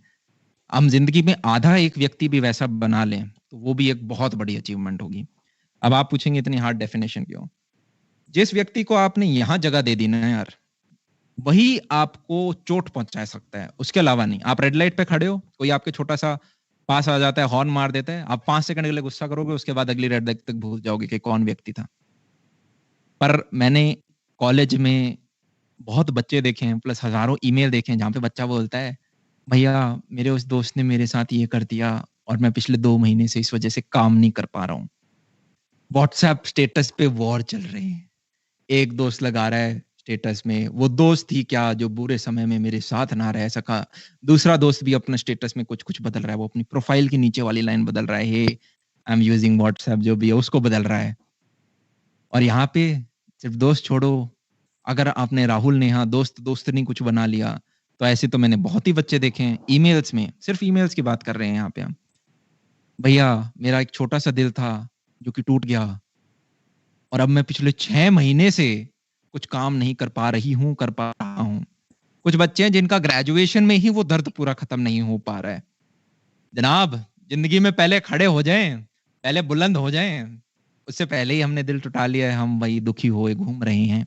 क्यों? क्योंकि आपने यहाँ जगह दे दी। जनाब स्कूल के दोस्त छूटे थे ना आपके, मतलब स्कूल के कितने दोस्त हैं जो कॉलेज में फॉलो अप कर पा रहे हो? अभी कॉलेज में ज्यादा अगर टाइम नहीं हुआ तो शायद अभी भी बात होती होगी। एक नहीं रहेगा, मतलब 1-2 टिक जाए वो भी बड़ी बात है। आप कॉलेज जैसे ही छोड़ के प्रोफेशनल लाइफ में आओगे, कॉलेज के दोस्त छूट जाएंगे। बोलने के लिए हाँ हम लाइफ टाइम के दोस्त बनाते हैं कॉलेज में, पर वो भी सारे छूटते हैं। कभी कभी 6 महीने में एक बार बात, साल में एक बार बात आपकी हो पाएगी, और वो भी 2-3 लोगों से। और बाकी मैं अपडेट कर दूंगा, अभी मेरे को 1.5 साल ही हुआ है, 3-4 साल बाद आके आपको बताएंगे कितने लोगों से और बात होती है। हर टाइम आपके नए लोग आप होंगे जिनके आपके जानकार, तो उन व्यक्तियों के पीछे आप अपना कीमती समय ना लगाएं। आप उनके साथ बैठ के नेटफ्लिक्स देखो, आप उनके साथ बैठ के ट्रिप पे जाओ, आप उनके साथ घूमो, बंक करो, आप उनके साथ बैठ के कैंटीन में खाना खाओ, पर उन पे समय बर्बाद मत करो। मतलब जब आप समय खा रहे हो तब आप भी एंजॉय कर रहे हो, आपका भी मस्ती मेमोरी बना रहे हो, रिकॉर्ड कर रहे हो, पर फालतू चीजों में ना हो। चीज समझ में आ रही? कोई दिल छोड़ के चला गया, 6 महीने नहीं पड़े, दोस्तों के साथ वॉर चल रहे हैं, नहीं, कोई नहीं रहने वाला आपके साथ। आपके साथ जो एकमात्र व्यक्ति रहेगा जो खुश होगा वो होंगे आपके पेरेंट्स। एक समय में हो सकता है भाई बहन भी आपसे इतना ना रह पाए, पर पेरेंट्स आपको कभी भी, तो इसलिए हमेशा मेरा फेवरेट डायलॉग है ये, 2 ही व्यक्ति हैं जो आपको आपके लाइफ में आगे देखना चाहते हैं, एक आप खुद और एक आपके पेरेंट्स, इसके अलावा नहीं। मतलब आप खुद एक बार कुएँ में कूद सकते हो, सिगरेट पी सकते हो, पर आपके माता-पिता हमेशा आपको रोकेंगे कि नहीं यार ये चीज़ मत कर। वो चिल्लाएँगे, कभी-कभार बच्चा बोलता है भैया मेरे पेरेंट्स आपको जानते नहीं हो, बहुत चिल्लाते हैं, मेरे को समझने की कोशिश नहीं करते। देखो यार, मेरा पहला तो मानना ये है कि कॉलेज के दौरान बच्चे की रिस्पॉन्सिबिलिटी है 2 से 3 साल लगा के अपने पेरेंट्स के साथ टोटल कंफर्टेबल होना। मैं एक बार एक व्यक्ति के साथ मिला, हाइली सक्सेसफुल, उसने कहा अमन तुम और मैं इसलिए अच्छा कर रहे हैं, क्योंकि हम अपने पेरेंट्स के बहुत ज़्यादा क्लोज़ हैं। तुम्हारे पास हम यंग हैं तो एनर्जी है, पिताजी का एक्सपीरियंस लगता है और कुछ बढ़िया चीज़ हो पाती है उसमें। अब मैं छोटे-छोटे एग्ज़ाम्पल ले सकता हूँ, जैसे जैसे अब तो ऑफ़लाइन सेमिनार्स नहीं होते। एक ज़माने में जब ऑफ़लाइन सेमिनार होते थे, तो एक बच्चा था बच्चा-बच्ची ले लो आप, जेंडर रिवील नहीं रख सकते हैं उसका। वो बच्चा-बच्ची बोली कि भैया मेरा तो एक कोई बॉयफ्रेंड गर्लफ्रेंड था, उससे मेरा रिश्ता नाता टूट गया। मेरा तो इतना दिल टूटा, क्योंकि मेरा बहुत पुराना रिलेशनशिप था, मैं तो अकेली हो गई। और मैं इतना अकेली-अकेली हो गई कि मैंने 4-5 छोटे-छोटे दोस्त और बना लिए। अब जैसे ही वो 4-5 छोटे-छोटे दोस्त बनाए, अब आज के दिन मेरी सेल्फ वर्थ 0 हो गई, निल बटा सन्नाटा। अब जनाब, और ये एक बहुत, आप लोनली कैसे हो सकते हो जब आपके माता-पिता ज़िंदा हैं? ये आप आपके माता-पिता ज़िंदा हैं और हम बैठ के लोनली हो रहे हैं। आपको अपना करियर डिसीज़न लेना है और हम अपने दोस्त से पूछ रहे हैं, हम अपने पेरेंट्स को देखो यार, अगर पेरेंट्स को बिल्कुल ही नॉलेज नहीं है, तब चलो ठीक है, एक चीज़ समझ में आ रही है। आपको मैं कुछ लोगों के तो वर्ड्स भी नहीं शेयर करना चाहूँगा, क्योंकि और ये हाइली सक्सेसफुल लोग हैं, वो जो बिलियनियर्स वगैरह हैं, क्योंकि वहाँ पे क्या है कि पहला व्यक्ति मैं ही जज होऊँगा कि इसने ये चीज़ बोली। तो चलो हम तो दूसरी चीज़ें हम पहले डिस्कस कर लेते हैं धीरे-धीरे। एक 4 घंटे का सेमिनार होता है तो मैं एक अच्छा बेस बना पाता हूँ, प्लस वो इन रूम चीज़ होती है तो वहीं के बच्चे समझ पाते हैं। लाइफ में यार अब चीज़ें नोटिस करें जो मेरे को पर्सनली मुझे हेल्प किया, वो मैं आपको genuinely as a big brother आपको बता देता हूँ। मैं चाहता हूँ कि मेरा मानना ये है यार, मेरा लाइफ का मिशन स्टेटमेंट है, मुझे 50 करोड़ बच्चों तक पहुँचना है ऑफलाइन 2061 तक, ठीक है? अगले 40 सालों के अंदर, ये मेरा मिशन स्टेटमेंट है। और कुछ-कुछ वैल्यू एडिशन हो जाए, जैसे आज 100-200 बच्चे बैठे हुए हैं, इसी प्रकार से और बच्चे बैठे हैं, धीरे-धीरे हम बचें। हमारा आज ये 54th सेमिनार है, अब कोशिश होती है हर 30 दिन में लगभग 15 सेमिनार हों। जितने कॉलेजेस हैं, सबको रीच आउट किया जाए, 40 साल में सारे बच्चे कवर हों। कुछ ना कुछ नया मैसेज, मुझे लगता है हर सेमिनार में एक-एक बच्चा भी कुछ-कुछ चीज़ पकड़ेगा और वो बच्चा बड़ा होके अपने अगले 10,000 बच्चों को कुछ कर दे, किसी भी डोमेन के अंदर, ज़रूरी नहीं वो एजुकेशन हो, कोई भी इर्रिस्पेक्टिव, म्यूज़िक हो, कोई भी। हमें 1 से 2 जनरेशन चाहिए इंडिया को टॉप पे लाने पे, और ये मिशन स्टेटमेंट है। और आपके पास अगर पर्पज़ हो गया यार, कमा के आपको अच्छा लगेगा, पर दे के आपको बहुत अच्छा लगेगा। चीज़ समझ में आ रही है? कमा के आपको अच्छा लगेगा, पर और एक और इसमें मैं क्लॉज़ डालना चाहूँगा, आप एक जलता हुआ दिया दूसरे को जला पाता है, ठीक है? एक अपने पर्सनल एक्सपीरियंस से बताता हूँ, 4th ईयर में मुझे लगता था कि 3rd-4th ईयर में यार है ना, सारी चीज़ खुद पढ़ा देते हैं, सिर्फ़ वेब डेवलपमेंट क्यों, फिज़िक्स भी पढ़ाते हैं, हिस्ट्री वगैरह भी पढ़ाते हैं, तो मेरे हिस्ट्री के भी कुछ लेक्चर्स डले हुए हैं, वैदिक मैथ्स के भी कुछ लेक्चर डले हुए हैं, कुछ-कुछ सारी चीज़ें पढ़ा दूँगा, मैं सब पढ़ा दूँगा। 3rd-4th ईयर का बच्चा होता है, होती है उसमें एनर्जी, वो पागल होता है, वो सोच लेता है कुछ ऐसी चीज़ें। एक पॉइंट के बाद पता चलता है आप नहीं पढ़ा सकते, आप 1 मैक्स 2 सब्जेक्ट पढ़ा पाओगे। फिर आप देखते हो यार ओके, क्या मुझे टीम चाहिए होगी? क्या मैं और बंदे हायर करूँ? अच्छा, पर मेरे पास तो कैपिटल ही नहीं है कि मैं और बंदों को हायर कर पाऊँ, क्या करूँ? तो मेरा डीटीयू में एक बार सेमिनार हुआ था और उस दौरान मैं बच्चों को मैंने कहा था कौन-कौन है जो कि साथ में मेरे साथ पढ़ाना चाहेगा? तो बहुत बच्चों ने एकदम से हाथ खड़ा करा, हम पढ़ाना चाहेंगे, फ्री एजुकेशन। मैंने 17 लोग बच्चे वहाँ से हायर कर लिए। लॉन्ग स्टोरी शॉर्ट, 2 महीने बाद कोई नहीं टिक पाया। एक बच्चा था जो टिक पाया, वो आज तक भी टिका हुआ है। ऑल्दो अब हम सैलरी मोड में आ गए हैं। तो मुझे वहाँ पे पता चला कि यार हर व्यक्ति का पैशन पर्पस अलग हो सकता है, प्लस आपको एक बड़ी टीम चाहिए और टीम को सस्टेन करने के लिए आपको कैपिटल चाहिए। तो मुझे पहले खुद बहुत एक्सटेंसिवली कैपिटल पे ही फ़ोकस करना पड़ा और इसमें चैलेंज ये आ रहा था कि मेरे पास एक बहुत स्ट्रॉन्ग, आप बोल सकते हो, फैमिली थी यूट्यूब के ऊपर, इनफैक्ट है। उस समय के हिसाब से भी काफ़ी अच्छी फैमिली थी और हमारा था फ्री एजुकेशन, तो कभी भी मैं उस चीज़ को मोनेटाइज़ नहीं करना चाहता था कि एक बनाया 4000 का कोर्स और बेच दिया और चलो ठीक है भाई, कुछ बच्चों ने लिया, उससे कैपिटल में लिए, टीचर हायर कर लिए और वो सिस्टम सारा बना लिया, वो काफ़ी आसान है करना। तो यूँ था कि चलो यार, उस मोटो से जब तक ना भटक पाएँ उतना बेटर। तो दूसरे जगह से स्टूडियो बनाओ, कुछ भी चीज़ें करो, पैसे कमाओ और फिर आपको टीम हायर करनी है। तो वहाँ पे वो मेरे को एक इम्पोर्टेंट लेसन मिला कि आप जब अपनी टीम बिल्ड करते हैं, तो आपको टीम को भी एक सपने दिखाने होते हैं कि यार आपने जो सपने लिए, एक आपको बड़ी घर लेनी है, एक बड़ा गाड़ी लेना है, आपको फैमिली एनवायरनमेंट मिले, वो सारी अब मेरी रिस्पॉन्सिबिलिटी है उन्हें प्रोवाइड करना। तो एक जलता हुआ दिया ही दूसरे को जला सकता है। तो आपको खुद कैपिटल आप बहुत ज़्यादा कमाओगे, तब आप देने की अवस्था में आओगे। इसका मतलब ये नहीं है कि आप ₹100 कमाए और ₹2 दान कर दिए। इसका मतलब ये है, नेचर यार एवोल्यूशन को सपोर्ट करता है और एवोल्यूशन है transforming information to the next generation. Information is not only education, information by any means. तो अगर आप वो व्यक्ति हो जो आप ₹100 कमाते हो और 80 अपने ऊपर वापस लगा देते हो, अपने पर्पस के ऊपर वापस लगाते हो, जनाब आपको रोकने वाला आदमी कोई नहीं मिलेगा। और ये मैंने सबसे इम्पोर्टेंट चीज़ बोल रहा हूँ, आप अगर ₹2 कमाते हो, ये सबसे इम्पोर्टेंट लाइन है। ₹2 कमाते हो, वो ₹2 की नॉलेज आपके पास है, आपकी वैल्यू है ₹2। आपके पास ₹2 की नॉलेज है और आप 1000 लोगों के साथ वो शेयर करते हो, आपने सबकी ज़िंदगी में ₹2 का वैल्यू एडिशन किया। अब आपको मैं दुनिया से ऑल्ट कंट्रोल डिलीट कर दूँ, तो इस दुनिया का ₹2000 का नुकसान हो जाएगा। क्योंकि अब वो 2000 ₹2 की नॉलेज नहीं सीख पाए आपसे। तो अब आज के दिन आपकी वैल्यू है ₹2000। ये सिंपल सा फंडा अगर आपने समझ लिया और एग्जीक्यूट कर लिया, तो आपकी लिमिट नहीं है कि आप किस हद तक जा सकते हैं।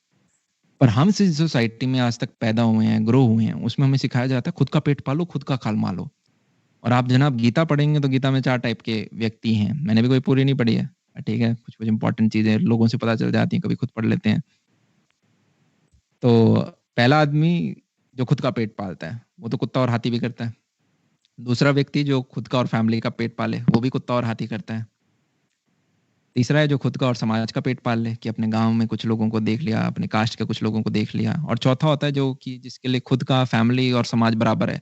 5 लोग, 50,000 लोग, 5 करोड़ लोग, 50 करोड़ लोग, आपके लिए सारी लिमिट बराबर होनी चाहिए। मैं चाहता हूँ कि यार आप जब अपनी 70 साल की उम्र में खड़े हों, भैया अब मैं करूँ कैसे? प्लान एक्शन मेरे को नहीं समझ में आ रहा। आपने बातें तो बड़ी-बड़ी कर दी, मैं किस प्रकार से स्टार्ट करूँ? आप अभी अपने कॉलेज में आओ, आपने पिछले 14-15 साल लगाए हैं, यहाँ तक पहुँचने के लिए काफ़ी मेहनत लगाई है।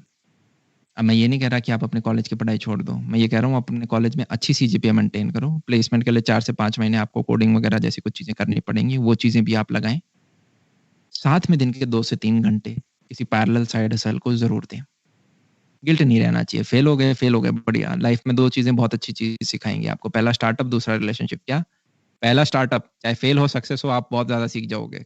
कॉलेज आपको जो पढ़ाएगा उससे ज़्यादा सीख जाओगे। एंड दूसरा रिलेशनशिप। अब रिलेशनशिप का मतलब ये नहीं है कि सारी चीज़ें छोड़ के हम पहले ही राहुल नेहा को ढूँढने निकल पड़े। अगर आपको यार यूँ श्योर है कि मैं 100% प्लेसमेंट ग्रैब कर लूँगा या जॉब सिक्योरिटी तो नील बट्टा सन्नाटा है, तो आप ज़रूर इंडल्ज हों। क्योंकि मेरा मानना आज के दिन जनाब ये है कि एक छोटा-सा फैक्ट बताता हूँ और मैंने जब पहली बार सुना था तो मैं थोड़ा-सा डर लगा था इस चीज़ से। यूनाइटेड स्टेट्स में 52% डाइवोर्स रेशियो है। 52%। कुछ ऐसी कंट्रीज़ हैं लक्ज़मबर्ग वगैरह वहाँ पे 84-87% डाइवोर्स है। अरे मैं तो सोच रहा था शादी करते क्यों हो? मेरे को रणवीर अलावादिया वियर बाइसेप्स ने बताया कि इंडिया में अर्बन सिटीज़ के अंदर ये चीज़ 40% तक जा रही है। मैं तो डर गया। मुझे अगर पता हो कि मेरे को घर से दूध लेने जाना है और 50% प्रोबेबिलिटी है कि एक्सीडेंट होगा, मैं तो घर से निकलूँगा ही नहीं। वैसे ही आपकी भी कभी न कभी आज नहीं 27, 28, 30, 32 साल कभी आपकी भी होगी शादी।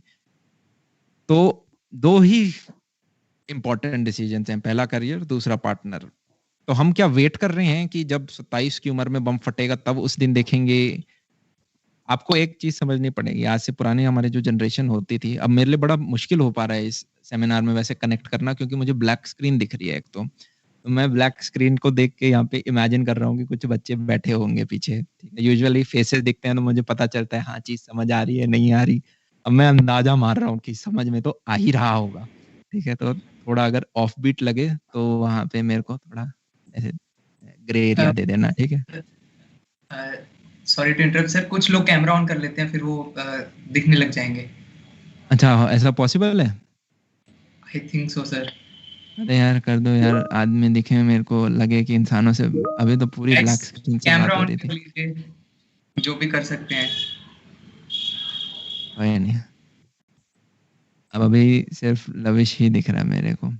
अरे इसमें यार अगर फीचर एडमिन ने दे रखा है तो वो चीज़ आप कर लें। मेरे को लग रहा है उनके पास एक्सेस ही नहीं है जैसे। ऐसा भी हो सकता है, शायद उन पे एक्सेस ही ना हो सर लड़कों। हो गया सर, आप ऐसा कीजिए सर, वो जो ऊपर 3 बिंदु से आ रहे हैं ना कैमरा वाले ऑप्शन के साथ, वहां पे क्लिक करके लार्ज गैलरी कर लीजिए। Show meeting detail, exit full screen, keypad. आज देखता हूँ मैं। या तो मेरे साइड का खराब है, या मेरे को ये टीम चलाना नहीं आता। रुको। एग्जिट फुल स्क्रीन करा, इसमें भी कुछ नहीं हुआ। और लव इट गोयल, पता नहीं कुछ तुम्हें देख रहे हैं? यस सर, प्रवेश। यस सर, काफी लोग कैमरा ऑन कर चुके हैं सर। हाँ, हमें ही नहीं दिख रहा है। एक सेकंड, कहाँ क्लिक करूँ यार, मैं तो समझ नहीं आ रहा। ऊपर शेयर सब इनवाइट है, पीपल है, पीपल के आगे 3 डॉट हैं, allow attendees to unmute cross है, फिर मेरा नाम है अदम्या मिश्रा, ये कुछ लवेश, ये कुछ बच्चे हैं, फिर नीचे अटेंडीज हैं। नहीं सर, जहाँ पे वो कैमरा का ऑप्शन है ना, वहां उसके साथ आता है एक कैमरा ऑप्शन, को कोई ऑप्शन ही नहीं है। वो वीडियो वाला साइन सा होगा ना। टर्न कैमरा ऑफ, ऑफ तो हो गया, टर्न कैमरा ऑन। अब बुद्धू बच्चा लग रहा हूँ मुझे, अब मैं कि सबको दिख रहा हो, मेरे को ही नहीं दिख रहा। वेट एक मिनट सर, आई थिंक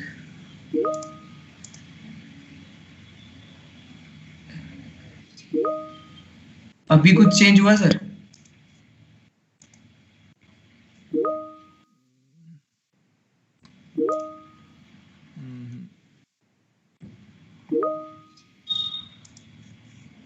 कुछ नहीं दिख रहा है, बच्चे ऐसा ही दिख रहे हैं। पता नहीं यार, या तो मैं स्पीकर हूँ इसलिए नहीं दिख रहा, टेक्निकली तो मुझे ही नहीं दिखना चाहिए। यस सर, ये है सर MS Teams थोड़ा सा। वो कैमरा वाला ऑप्शन दिख ही नहीं रहा है, कैमरा बंद होने का दिख रहा है बस, और कोई। सर उसके साथ जो वो मोर एक्शंस वाला ऑप्शन है ना सर, वहां पे आता है लार्ज गैलरी। पूरा एक्शन में show device setting, show meeting detail, enter full screen, keypad, start recording, turn off incoming video, बस। पता नहीं हमारे वाले में सर। एक आध ऑप्शन और दिख रहा है क्या? यस सर, वहां पे गैलरी, लार्ज गैलरी ये ऑप्शन आते हैं, और नहीं, लार्ज ये गैलरी, लार्ज गैलरी, बटन जितने थे सारे दबा लिए मैंने इस पेज पे। फिर सर चलो कोई कंटिन्यू। नहीं, कोई नहीं। तो हुआ, कोई नहीं, मुझे ही पिन कर दो फिर तो। ओके सर, मैंने वो कर स्पॉटलाइट। तो अब मुझे सिर्फ लविश दिख रहा है। ठीक है, तो कहाँ पे थे हम, क्या चीज डिस्कस कर रहे थे, मैं खुद ही भूल गया। आखिरी चीज क्या है डिस्कस कर रहे थे? तो एक चीज यार मैं आपसे और चाहता हूँ, आप चीज गूगल करें, कितने इंडिया में वो लोग हैं जो कि मिलियनेयर हैं 30 साल से कम उम्र वाले, उन सबका एक लिस्ट पे नाम लिख लो, ठीक है, जितने भी आपको 10 15 20 25 मिलते हैं, और उन सब में देखो कि क्या चीज कॉमन है, उन सब में क्या चीज कॉमन है। ऊपर ऊपर से आपको एक चीज देखने को मिलेगी, उन सबका समहाउ कुछ टेक से रिलेटेड काम था, या तो उनकी वेबसाइट थी, एप्लीकेशन थी, या फिर उनका पता चला खुद ही का कुछ ऑनलाइन बिजनेस है, कुछ कोई इन्फ्लुएंसर मार्केटिंग, कोई डिजिटल मार्केटिंग में, किसी का सोशल मीडिया हैंडल बहुत स्ट्रांग है, कुछ ना कुछ आपको मिलेगा टेक से रिलेटेड। तो अलग अलग है ना, दौर आए हैं, जैसे पहले किसी टाइम में कोल सबसे बड़ी चीज थी, फिर टीवी आया, आज के दिन सोशल मीडिया आ चुका है। तो आप कोई भी काम करें, ठीक है, जैसे हाईएस्ट पेड प्रोफेशन कौन होता है यार? हाईएस्ट पेड प्रोफेशन कौन सा होता है, आप बताएं?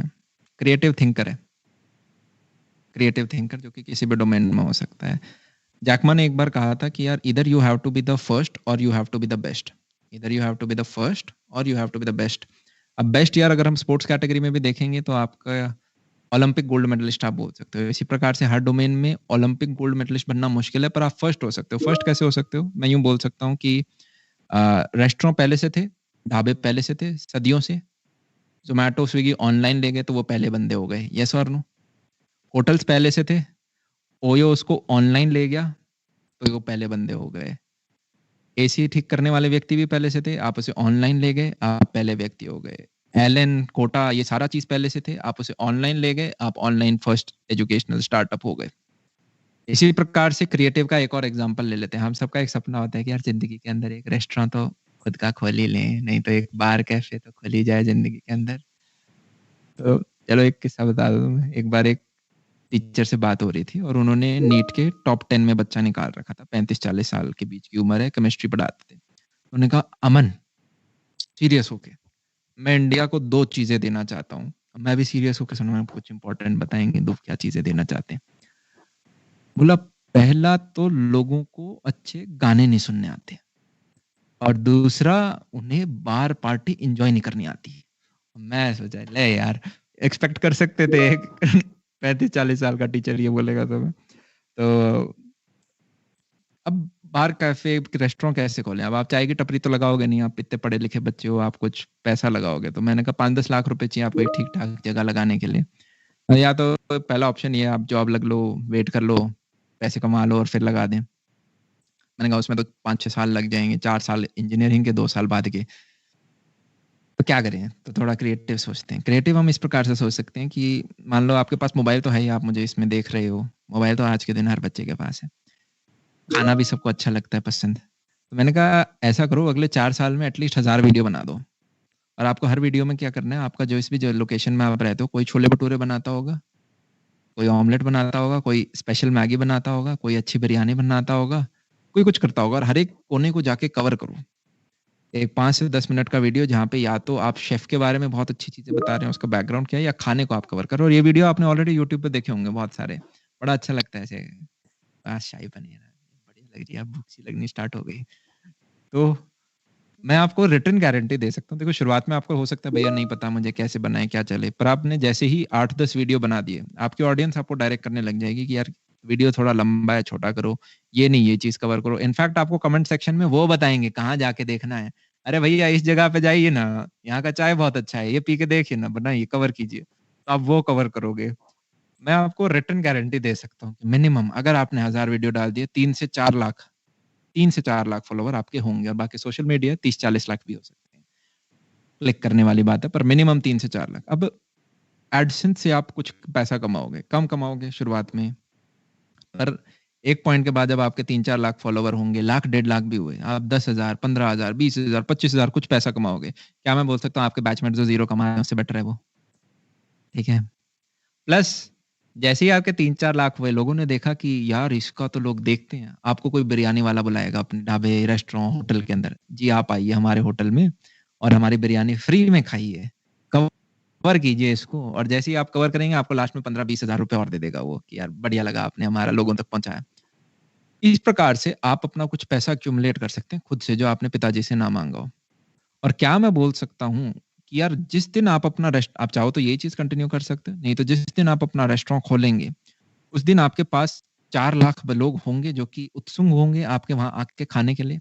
अगर आप सिटी में हो तब तो लॉटरी लग गई आपकी। यस। और यूजुअली लोग क्या करते हैं, ढाबा खोलेंगे और ढाबा खोलने के बाद उसकी मार्केटिंग होती है न्यूज़पेपर में, वो येलो कलर की पैम्पलेट में, आपने मार्केटिंग का खर्चा अपना बचा लिया। तो ये आपका क्रिएटिव थिंकिंग साइड में आप इस प्रकार से जा सकते हैं। और मैं अभी यूट्यूब पे परसों एक सेमिनार ले रहा था, उससे पहले एक वीडियो मैंने देखा था कि how a YouTube video changed a persons life. वो बेसिकली रेस्टोरेंट ओनर था, वो एक वीडियो में कवर हुआ। अब उसकी दुकान पे लोग ही नहीं खत्म होते, इतना भरा पड़ा है। तो वहाँ पे आपने सोशल मीडिया का पावर इस्तेमाल यूज़ करना स्टार्ट किया, ठीक है? तो आज यार जनाब आप हो सकते हो आप अपने निक्कर में बैठे हुए हो। आप जब सबसे पहले किसी भी रास्ते में खुद चलोगे ना यार, तो आपको मेरे को एक बार जैसे यूँ था कि मैंने किसी से पूछा, मेरे को लग रहा है जो मैं कर रहा हूँ वो सब बकवास है। बकवास इन द सेंस गलत है, वो जाके एक पॉइंट पे एंड होगा और मुझे नहीं पता ये चीज़ सही है, गलत है। तो उस किसी ने मेरे को कहा कि अमन, जब भी आप किसी नए रास्ते पे जाने की कोशिश करोगे जिसमें आपसे पहले कोई नहीं गया, आपको हमेशा लगेगा कि आप गलत हो। आप राजस्थान पे रेगिस्तान गए हो कभी? तो कच्चे रास्ते के ऊपर है ना यार, अगर पहले से जीप वगैरह चल रखी है तो एक रास्ता बन जाता है, ठीक है? उसी पे आप अपनी गाड़ी चला के चले जाते हो।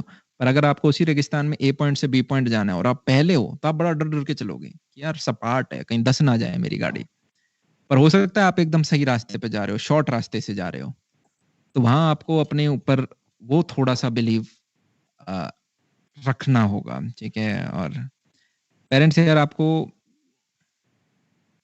वो बच्चे मत बन जाना, जैसे कि एक अभी बच्चा आया था हमारे पास, तो उसके पिताजी बड़े नाराज़ थे कि उन्होंने कहा कि दुखी थे इनफैक्ट अपने बच्चे से कि यार हमने 50 लाख लगा दिए अपने बच्चे की इंजीनियरिंग पे। पहले तो मैंने पूछा 50 लाख कौन सी इंजीनियरिंग कॉलेज लेता है? मतलब ज़्यादा ही एग्ज़ैगरेट कर रहे हो आप तो यार।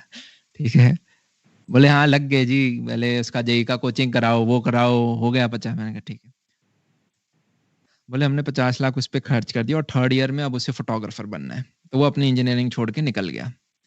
अब मैंने कहा ये तो गलत बात है। बोले हाँ, है गलत बात। तो आपको वो व्यक्ति भी नहीं बनना। देखो यार, जब मैंने अपनी प्लेसमेंट छोड़ी थी, हम ऑलरेडी पैसे कमा रहे थे। तो जब आपको अपनी प्लेसमेंट या जॉब छोड़नी है, अगर आपको छोड़नी है, तो आप इंश्योर करो आप अपनी साइड हसल पे ऑलरेडी 3-4 साल लगा चुके हो और उससे आप कुछ कैपिटल अर्न कर रहे हो। तो अगर आप ₹10 कमाते हो, तो जिस दिन आप 8, 9, ₹10 अपनी साइड हसल से कमाना स्टार्ट कर दिया, उस दिन आपको ये ड्रॉप करके फुल टाइम इस पे आओगे, तो ये ₹15, ₹20 ऐसे ऊपर जा रहा होगा। इस हिसाब से हमें छोड़ना होता है। सिमिलरली आप पेरेंट्स को भी जैसे अब इसमें यार ऐसे जैसे एक छोटा-सा मैं किस्सा बताऊँगा, आप बोल सकते हो कि भैया जॉब छोड़ना आसान नहीं है, फैमिली की बहुत परिस्थितियाँ खराब हैं।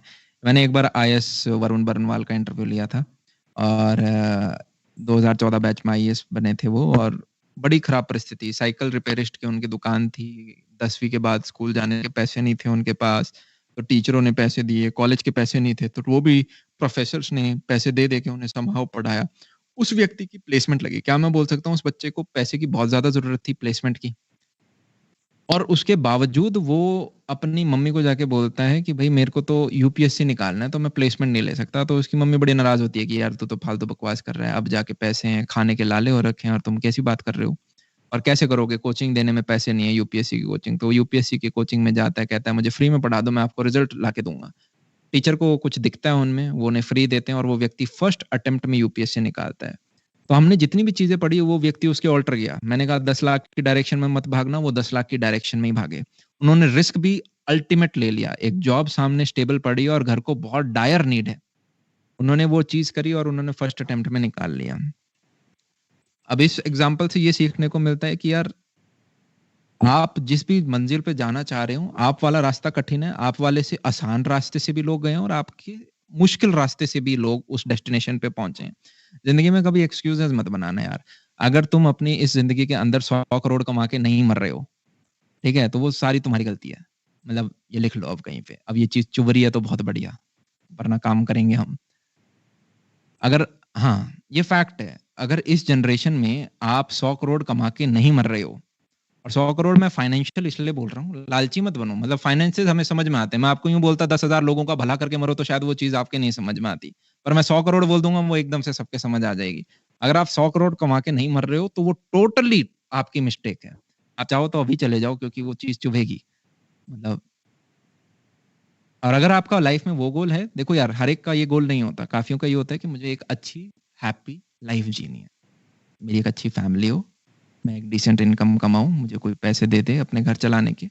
मैं एक अच्छी फैमिली अपनी बनाऊँ और मैं अच्छी फैमिली लाइफ जीऊँ। अगर आप वो व्यक्ति हो, ग्रेट। मतलब वो आपने अपने गोल्स डिसाइड कर रखे हैं, वेरी गुड। एटलीस्ट आपने गोल डिसाइड कर रखे हैं। पर अगर आप में 1% भी वो है, नहीं यार, मैं तो 3rd ईयर में जो सपने लिए थे मेरे को तो करने हैं। सॉरी 3rd क्लास में जो सपने लिए थे वो तो करने हैं मुझे। मेरे को तो करना है कुछ अपना बड़ा। तो वहाँ आपको रेस्टलेस होना पड़ेगा। हंग्री 3 टाइप के व्यक्ति होते हैं यार। किताबें बहुत पढ़ा करो, प्लस किताबों की समरी बनाया करो। जैसे कि अगर यहाँ पे पढ़े होंगे तो मैं आपको एक छोटा एग्जांपल दिखा दूँगा। आप जो भी कुछ पढ़ते हो उसका 10% ही रिटेन कर पाते हो, ये एक फैक्ट है, ठीक है? तो हम जितनी भी किताबें पढ़ते हैं उनके अब नोट्स बना लेते हैं। मैंने एक व्यक्ति हायर कर रखा है इस काम के लिए और काफ़ी अच्छा लगा। मेरे को बड़ा पहले स्टूपिड लग रहा था। तो जो भी किताब है उसके अब आपको रिटन नोट्स हम बना लेते हैं साथ में। तो उस प्रकार से वो चीज़ अब 10 बार पढ़ी जा सकती है। तो 10% भी रिटेन करते हैं, तो अब 10 बार कर लो। प्लस मेरे केस में मुझे सेमिनार लेने होते हैं तो वो चीज़ें बार-बार रिपीट हो जाती हैं। तो आप ये जो किताब है मोटी, इसको मैं 10 बार नहीं पढ़ सकता, पर इसके नोट्स को जो मैंने 2 से 3 पन्नों में लिखा है, उसको मैं बार-बार कर सकता हूँ। तो एक ऐसी किताब है रिलेंटलेस, उसमें 3 टाइप के आदमी हैं, ठीक है? पहला व्यक्ति होता है, आप लिख लें इसको, नहीं भूल भी सकते हैं, अगर आपको ठीक लगे तो। पहला होता है कूलर, जो आपको नहीं बनना ज़िंदगी में। दूसरा होता है क्लोज़र, जो कि शायद आप हो, और तीसरा है क्लीनर, जो कि शायद आप बनना चाहोगे। कूलर वो व्यक्ति होता है जो सबको खुश रखता है, बड़ा हँस-कूद के बात करता है, पर जैसे ही कोई एक्शन लेने की बात होती है, वो बंदा पीछे हट जाता है। उसे आपको रिस्पॉन्सिबल वाला काम दोगे तो उससे द फाइनल एक्शन नहीं लिया जाएगा, उससे आखिरी बॉल पे छक्का नहीं मारा जाएगा, धोनी नहीं है वो, ठीक है, वो विकेट दे देगा अपनी। फिर दूसरा होता है क्लोजर व्यक्ति। क्लोजर व्यक्ति वो है जो कि बस आपका काम निकलवा देगा। अगर आप उस व्यक्ति के पास अपना कोई भी काम लेके जाओगे, वो जस्ट उतना एफर्ट डालेगा कि काम हो जाए आपका। तो लोग उससे रिस्पेक्ट करते हैं क्योंकि वो एंड मोमेंट में काम निकाल देता है। इसको आप उस प्रकार का व्यक्ति समझ सकते हैं जो अपने सेमेस्टर एग्जाम के लिए आखिरी के 3 दिन में पढ़ के सेमेस्टर क्लियर कर देता है एक 8 CGPA के साथ, ठीक है। तीसरा व्यक्ति होता है क्लीनर। अगर आपको एक एंटरप्रेन्योर या खुद का कुछ करना है, या कि चाहे एंटरप्रेन्योर ना भी बनो, अपने काम में भी आप परफेक्शन लाना चाहते हो, जिस भी कंपनी के लिए आप काम कर रहे हो, या तो आपके लाइफ में पर्पस हो या आप जिस कंपनी के लिए काम कर रहे हो उसका पर्पस आपको पसंद आता हो, दोनों में से एक चीज जरूर हो फिर भी, तो वो है क्लीनर। क्लीनर व्यक्ति वो है जो कि रिस्पेक्टेबल भी है एंड फियर्ड भी है। अब फियर्ड का मतलब ये नहीं कि यार आपसे लोग वैसे डर रहे हैं, इसलिए क्योंकि वो व्यक्ति आपने कुछ देखे जो कि आपको खुश करने के लिए चीजें नहीं बोलेंगे, वो अपने डार्क साइड को एम्ब्रेस करते हैं। डार्क साइड को एम्ब्रेस करने का सेंस ये नहीं है कि लोगों के लिए बुरा करना। कभी कभी आप लोगों से बात करोगे किसी व्यक्ति से, आपको यूं फील आ जाएगी कि यार ये व्यक्ति ठीक नहीं है, कुछ दाल में काला है, ये शायद ठीक आदमी नहीं है। वो आपके अंदर से जो सर्वाइवल इंस्टिंक्ट है उस पर आपको एम्ब्रेस करना है, उस पर आपको बिलीव करना है, उसको आपको स्ट्रेंथन करना है, उस पे आपको कॉल लेनी है, एक्शन लेनी है। आपके पास एक टास्क है, आप सिर्फ 4 किताबें नहीं पढ़ोगे, आप 5वीं और 6वीं भी पढ़ोगे कि शायद अब मैं बेटर इस चीज को कवर कर पा रहा हूँ। आप एक स्टार्टअप खोलना चाहते हो किसी भी एक पर्टिकुलर डोमेन में, आप सिर्फ 4 बंदों के साथ डिस्कस नहीं करोगे। पहला टास्क होता है सॉल्व पोटेंशियल कस्टमर जो हैं उनसे जाके आप बात करोगे कि असली में आपको प्रोडक्ट चाहिए भी क्या। तो वो है एक क्लीनर व्यक्ति जिसे आप प्रेडिक्ट ना कर पाओ, वो एग्जीक्यूट कर देगा, प्लस क्या कितनी हैवी रिस्क उठा ले ये भी हमें नहीं पता, मतलब आप प्रेडिक्ट नहीं कर सकते। मतलब काफी अच्छी किताब है, मतलब मैंने कुछ की पॉइंट्स लिखे हैं। A cleaner is unstoppable, never satisfied, aim for the best, then do even better, don't wait to be asked, they just do, trust their gut and take the shot, harness their dark side and feared and respected. पता नहीं मैं कितना समझा पाया आपको, ठीक है। तो मेरे को अभी भी एक कहावत क्या एक किस्सा याद आ रहा है। तो मैं एक व्यक्ति के साथ बैठा और उन्होंने कहा यार अमन, मैंने लाइफ में बहुत सारे डाउन्स देखे, अप्स देखे। ऐसा भी समय आया था जब मैं सरकारी स्कूल से पढ़ा हुआ हूँ, बिल्कुल पैसे नहीं थे मेरे पास, मुंबई से दिल्ली आने के पैसे नहीं थे, कुछ भी पैसे नहीं थे। और ऐसा समय भी है जब मैं इतना पैसा कमा रहा था कि कोई लिमिट नहीं है उसकी। बोले वो व्यक्ति जो कि आपके 20s में आपको बोलेंगे जानू तुम्हारे बिना एक पल नहीं रहा जाता, ठीक है, वो आज किसी और के गले में वरमाला डाल रहे हैं। तो विश्वास की बात तो आप छोड़ देना, ठीक है, कि आपको कॉलेज के अंदर कोई बोलता है कि जनाब आपके साथ हम जिंदगी भर रहेंगे, वो बातें अच्छी लगती हैं, हो सकता है आप रहो, मैं ये नहीं कह रहा, पर आपको ये देखना है कि आपकी पहली प्रायोरिटी काम हो, दूसरी आपकी फैमिली हो, और तीसरी प्रायोरिटी मैं बताना भूल गया, वो है भाड़ में जाओ, है ही नहीं तीसरी प्रायोरिटी।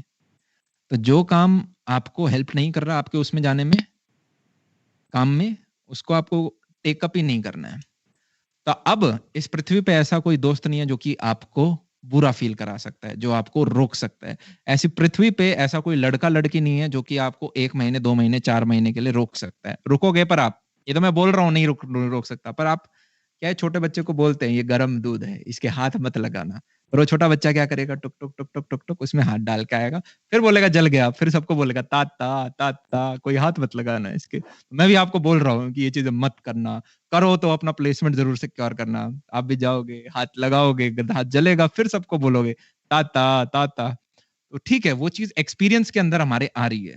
मैं बस आपको अपडेट दे रहा हूँ कि जब आप उस चीज को पकड़ जाओ तो आपके दिमाग में रेड फ्लैग आ जाना चाहिए एकदम से, ये चीज तो यार सुनी हुई सी है। अब मेरे पास डिसीजन ही है यार, हर आदमी एक प्रैक्टिकल बात करते हैं, मेहनत नहीं डिसाइड करेगी। एक वर्कर होता है, लेबरर, 700 रुपए की दिहाड़ी पे काम करता है, वो भी 8 से 10 घंटे काम कर रहा है। एक छोटा इंजीनियर 1000 रुपए की दिहाड़ी पे काम करता है, एक अच्छा इंजीनियर 3 से 4000 रुपए पर डे की दिहाड़ी पे काम करता है, एक सीईओ वगैरह है वो थोड़ी और महंगी दिहाड़ी पे काम करता है, सब 8 से 10 घंटे।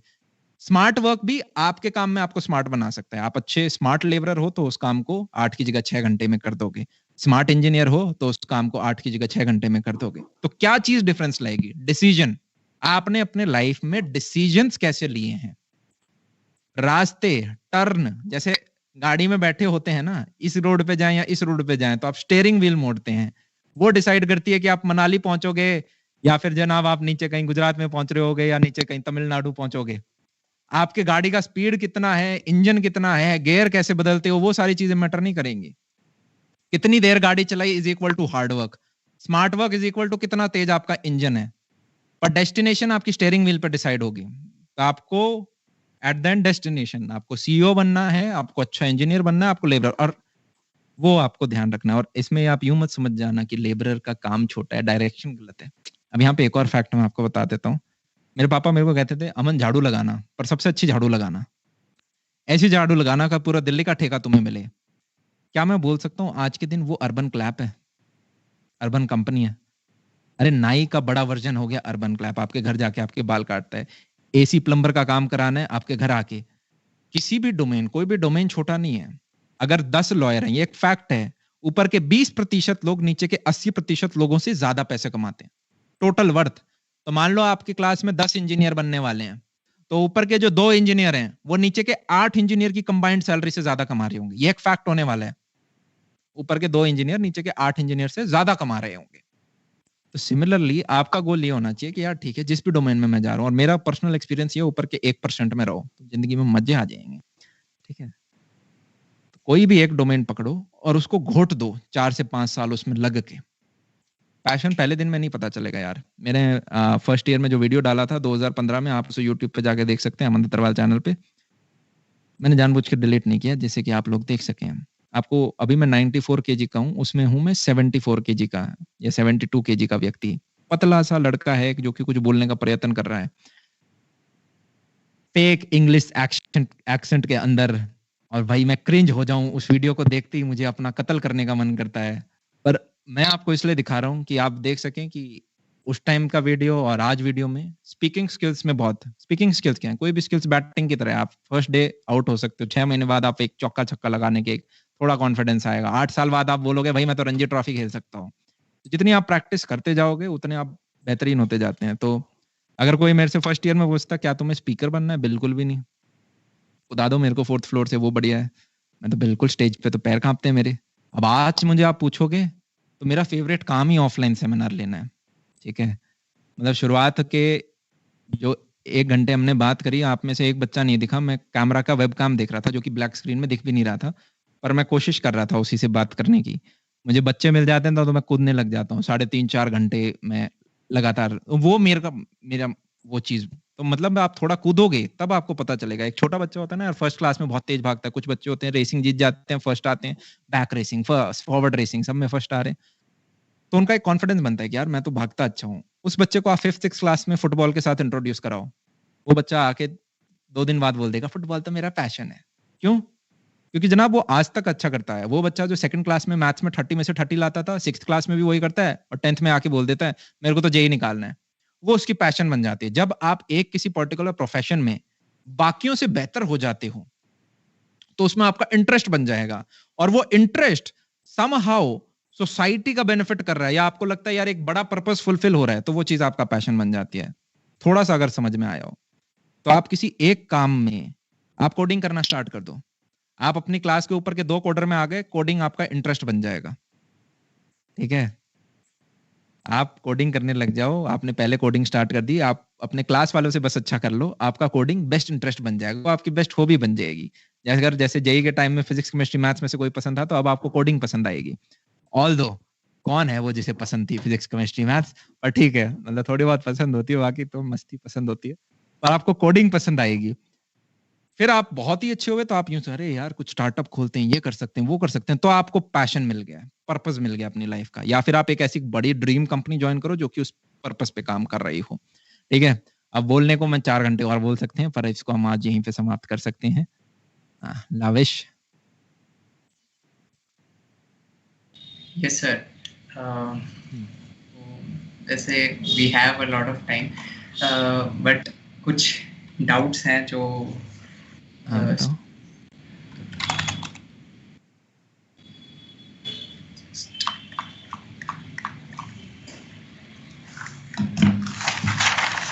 एक स्टूडेंट ने क्वेश्चन पूछा है कि how can we do something कि हम रोज अपने अपने अपने अंदर वैल्यू एडिशन कर रहे हैं।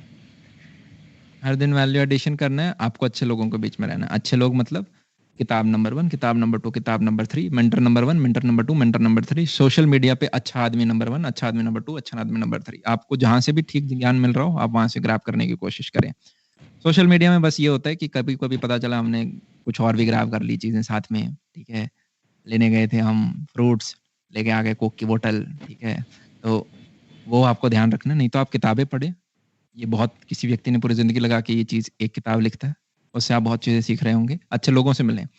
अगर आप जिस डायरेक्शन में जाना चाहते हो, उस डायरेक्शन में 5 साल आगे का व्यक्ति आपको मिल जाता है, तो उसका आधा घंटा 5 किताबों के बराबर है। क्योंकि हो सकता है वो पहला डायलॉग ये मारे कि यार आप जब ये चीज़ें करो, खुद इमेजिन करो, आपके पास एक 10th क्लास का बच्चा आएगा, पूछेगा भैया मैं बोर्ड्स के लिए कैसे पढूँ? आप कूद के बताओगे ना, अरे यार इंग्लिश में ऐसे कर लियो, मैथ्स में ये कर लियो, साइंस में ये कर लियो, एसएसटी में ये कर लियो। उसी प्रकार से आप जब किसी व्यक्ति के पास जा रहे होगे, तो वो भी आप में देखता है कि अपना छोटा सेल्फ और आपको वो कूद-कूद के बताएगा। तो वो ऐसे लोग ढूँढने का प्रयत्न करें और काम करते रहो यार। सबके लाइफ में वो जो प्रोक्रास्टिनेशन वाली चीज़ है वो कॉमन है, वो आएगी, उसको आप फाइट करते हो, ठीक है? 4 से 6 महीने लगेंगे आपको अपने आप को थोड़ा बदलने में, 21 दिन नहीं लगते, 4 से 6 महीने लगते हैं क्योंकि 21 दिन के प्रोसीजर में तीसरे-चौथे दिन काफ़ी बच्चे गिव अप कर देते हैं। तो आप दोबारा अटेम्प्ट मारते हो, दोबारा अटेम्प्ट मारते हो और 4 से 6 महीने आप रोज़ एफर्ट मारोगे। जैसे ये एक सेमिनार एक बूँद है। हर दिन कुछ ही अलग-अलग टाइप की आप बूँद ले सकते हो। कभी आप खुद कुछ चीज़ पढ़ रहे हो, कभी आप खुद कोई चीज़ एग्ज़ीक्यूट एंड लास्ट में यार एक्शन मैटर करेगा। आप दुनिया भर की किताबें पढ़ लो और एक्शन नहीं करोगे तो कोई फ़ायदा नहीं है ना? आप दुनिया भर की किताबें पढ़ लें, दुनिया भर के मेंटरों से मिल लें, पर आप एग्ज़ीक्यूट ही नहीं कर रहे। हाथ तो आपको ही चलाने पड़ेंगे लास्ट में, तो कोई फ़ायदा नहीं है। That's it. Absolutely sir, absolutely. Sir मेरा एक सवाल था कि जैसे अभी आपने बताया कि फर्स्ट इंडस्ट्रियल एज, फिर इंफॉर्मेशन एज, अभी हम जो है वो सोशल मीडिया एक रेवोल्यूशन में है क्योंकि सब सिस्टम ऑनलाइन हो रहे हैं। हाउ डू यू थिंक, जैसे अभी मैंने यही सीखा है कि कॉलेज में आके स्टूडेंट प्रोफेशनलिज्म समझता है। प्रोफेशनल 12वीं तक हम सब बच्चे से होते हैं, मस्ती खेल करते हैं, तो वो घर बैठकर हम कैसे वो कॉर्पोरेट वर्ल्ड, वो प्रोफेशनलिज्म ऑब्टेन कर सकते हैं? कॉलेज में प्रोफेशनलिज्म कौन समझता है? आप कॉलेज में नहीं, आप कॉलेज में आपने कोई इंटर्नशिप कर ली, हाँ, उन 2 महीनों में शायद हम समझ रहे होंगे। स्कूल का बच्चा हमसे ज़्यादा प्रोफेशनल होता है कॉलेज वाले बच्चों से। कॉलेज में आके तो बच्चा दोस्तों से बात करना, खुलना, ये कम्युनिकेशन ज़रूर उसका स्ट्रॉन्ग होता है कि ऑल ओवर इंडिया से बच्चे आए हैं तुम्हारे कॉलेज में, आप सबसे बात-बूत करते हो, तो बात करना खुल जाता है थोड़ा बच्चा। प्रोफेशनलिज्म आप इंटर्नशिप करोगे, थोड़े सीनियर्स के साथ रहोगे, अच्छी कंपनी में काम करोगे, मतलब वो 2 महीने में चीज़ आ जाती है। पर हाँ, जो एक चीज़ लैक कर रही है वो है कम्युनिकेशन, क्योंकि कॉलेज में मात्र डिग्री के अलावा और कोई चीज़ तो सिखाई नहीं जाती। आप जो पढ़ोगे वो यूट्यूब से पढ़ोगे, देख लेना। जो सेमेस्टर का सब्जेक्ट आ रहा है, आप ढूँढोगे यूट्यूब पे किसी ने पढ़ा रखा हो, किसी अच्छे गुरुजी ने, आप उसी से पढ़ेंगे। हमने भी ऐसे ही पढ़ा था। और दूसरी तो प्लेसमेंट होती हैं। प्लेसमेंट के बाद दूसरी चीज़ जो आप सीखते हो वो कि लोगों से आप कम्युनि पृथ्वी बनी किससे यार? लोगों से। और सारे काम बातों से होते हैं। तो अगर आपको बातें नहीं करनी आती तो आप काफ़ी जगह मिस्टेक लैक रह जाओगे। अगर आपका हाथ नहीं खड़ा होता है जब आपसे लोग कोई पूछते हैं आपको कोई डाउट है क्या? या कोई अपॉर्च्युनिटी आती तो आपका हाथ नहीं खड़ा होता तो आप बहुत पीछे रह जाओगे। तो हाथ खड़ा होके वो बोलने वाला जो जिगरा है वो लाना पड़ेगा। चाहे लोग हँसें, ना हँसें, 2 बार हँसेंगे, तीसरी बार आप कहोगे फ़र्क नहीं पड़ता। कॉन्फिडेंस आ जाएगा आपके अंदर। That's it. आई रिक्वेस्ट, अगर किसी को कुछ भी क्वेरी है तो वो पूछ सकता है। अगर कुछ पूछना चाहते हो कुछ अच्छा सा। मैं एक-एक करके अपॉर्चुनिटी दे रहा हूँ तुम्हें। जहाँ से एस कबीर सोनी, आपका हैंड रेस्ड है।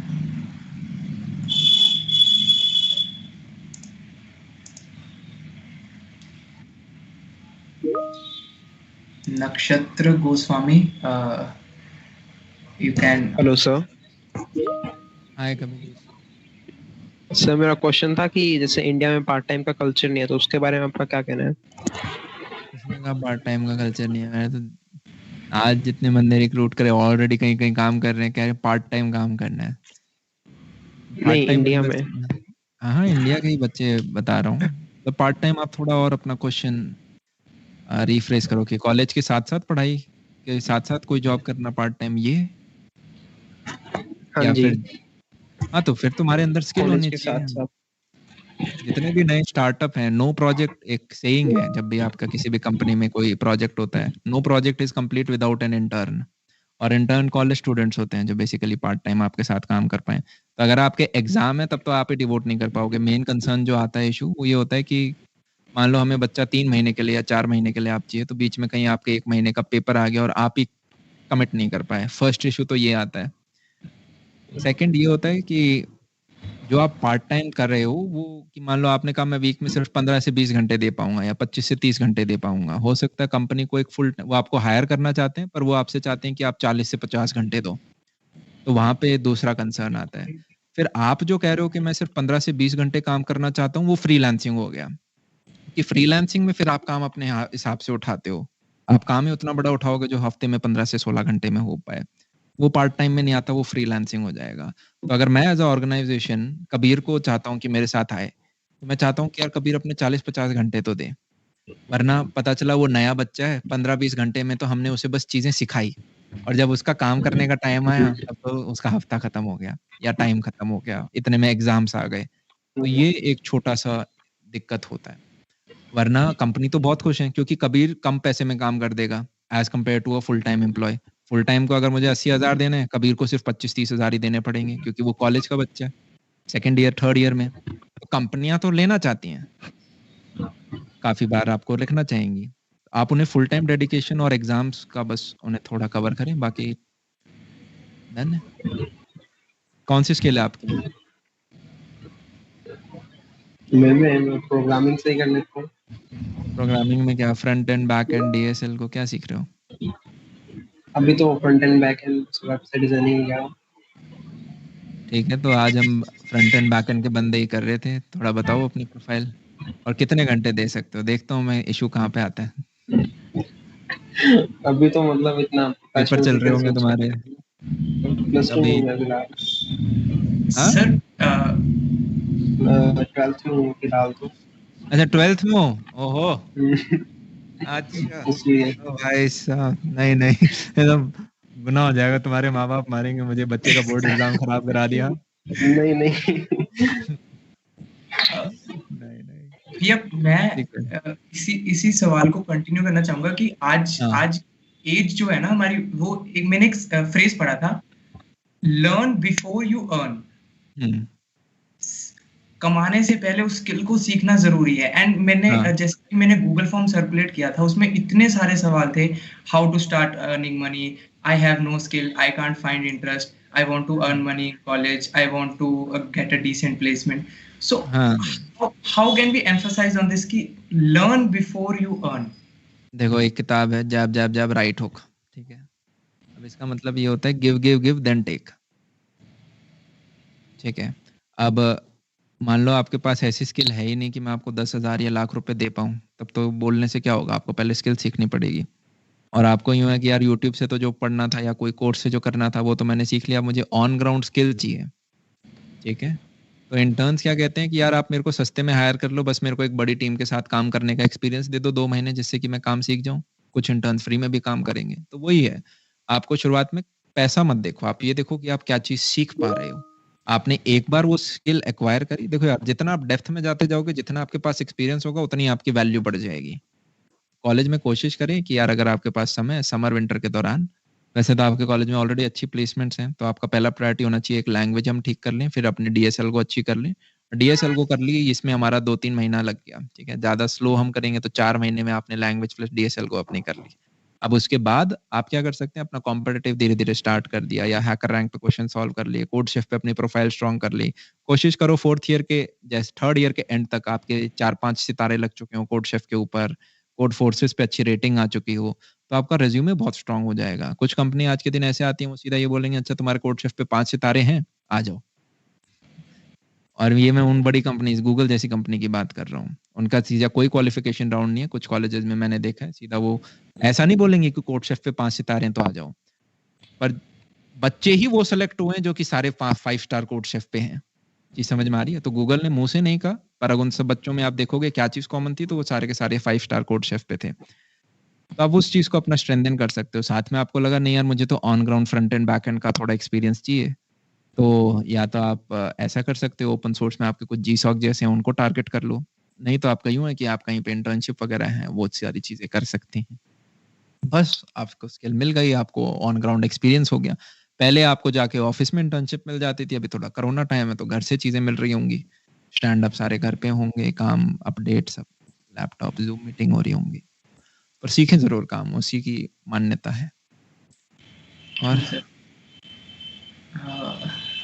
आई have given option to unmute, आप कर सकते हो, पूछ सकते हो। Good evening, sir. हाय। Hello. Hi.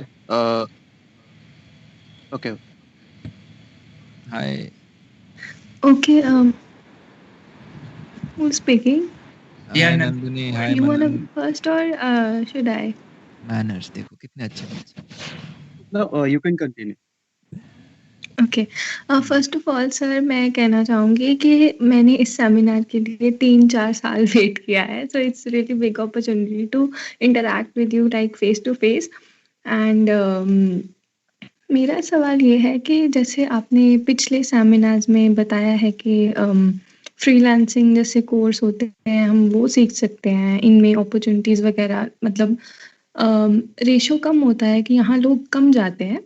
तो अभी जैसे हम आने वाली जनरेशन देखते हैं वो तो हमसे कहीं ज़्यादा आगे हैं, तो हम कंफ्यूज हो जाते हैं कि हमें क्या करना चाहिए एंड ऑल। फ्रीलांसिंग हो गया, वीडियो एडिटिंग हो गया, तो अरे हमें तुम ही हो मतलब सबसे फ्रेश जनरेशन, आने वाली तो अभी वो छोटी क्लास में प्ले स्कूल वगैरह में खेल रही है। हम ही हैं सबसे बड़ी नई जनरेशन अभी आज के दिन।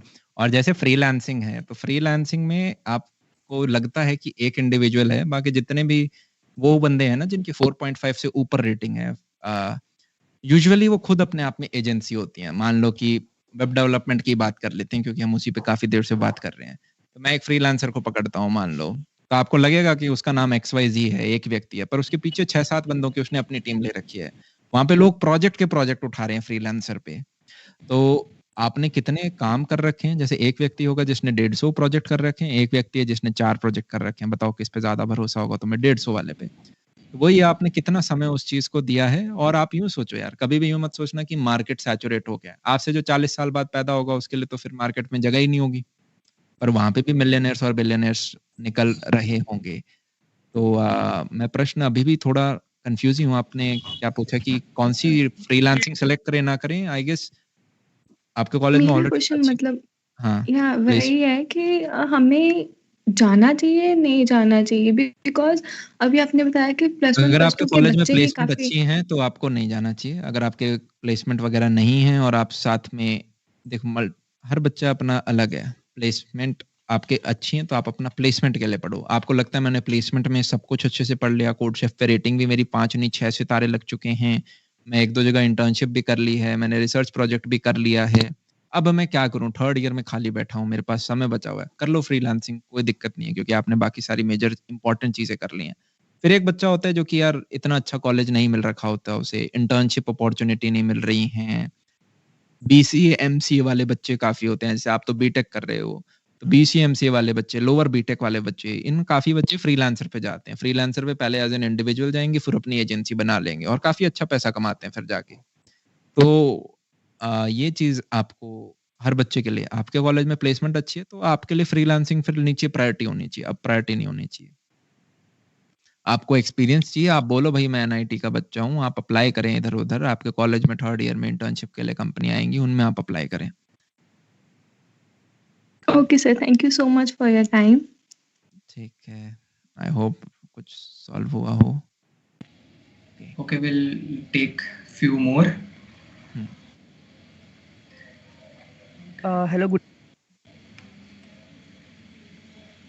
हाय, Hello. Hello. Sir, I'm audible. Yes, हाँ, yes, हाँ। Gaurav, you are audible. Yeah, sir, my name is Gaurav from second year NITJ. Sir, my question is, although I have like my complete goals and plans, I have just one suggestion from your side. Sir, I am an entrepreneur and like my company name is Rencyc Learning Private Limited. My question is basically, sir, before lockdown, I was focusing on my startup part time. I was not completely focusing on that, but after lockdown, like I'm full time working here. I am like mechanical से हूँ, but I am like completely focusing on my startup. Mechanical से placement का या इसका मेरा कोई plan नहीं है. तो जस्ट सर आपसे सजेशन चाहिए था, according to you, like is it right और wrong, anything, like although I have complete plans, या जो मुझे करना है वो क्लियर है, बस आप सीनियर हो तो इसलिए. राइट या रॉन्ग तो आप बताओगे. Everything is right, everything is wrong मतलब जॉब लगना भी is right and wrong. Entrepreneurship में तुम्हारा क्या गोल है? मतलब मुझे नहीं पता आप किस डोमेन में काम कर रहे हो, आपने कितना काम कर लिया है और क्या अप्रोच है, आप क्या है, मेरे को थोड़ा एक्सप्लेन कर दो गौरव, किस चीज पे है आपका काम? Sure. So we are work like we have a team of more than 70 freelancers अभी जो मेरे साथ काम कर रही है. 70? And we have, yes sir. And हमारे दो businesses हैं. One is B2B where we are working with companies like Vedantu, Brainly, Doubtnut, Unacademy. And दूसरा business हमारा जो online live teaching where we are teaching students of class 11, 12 for JEE and NEET. So ये दो businesses हैं हमारे, जिनमें जो first वाला है उसमें like B2B में लाइक उसमें काफ़ी आगे हैं हम, लाइक काफ़ी आगे, उसमें बड़े बड़े क्लाइंट्स के साथ काम किया है, बड़े बड़े स्टार्टअप्स के साथ काम भी किया है. एंड अभी जो है अभी जो वर्क कर रहे हैं वो अपने दूसरे बिजनेस पे कर रहे हैं इन लाइव टीचिंग, जिसको लाइक जिसमें टेक्नोलॉजी का यूज़ कर रहे हैं. एडटेक मतलब quality education at affordable price हमारा एम है. तो उस पे बेसिकली काम कर रहे हैं अभी के लिए. अरे काम क्या कर रहे हो, मतलब तुम वेदांतु को क्या सर्विस प्रोवाइड करते हो? Sir like content creation, like Vedantu का नहीं वेदांतु, हाँ जी मैं समझाता हूँ.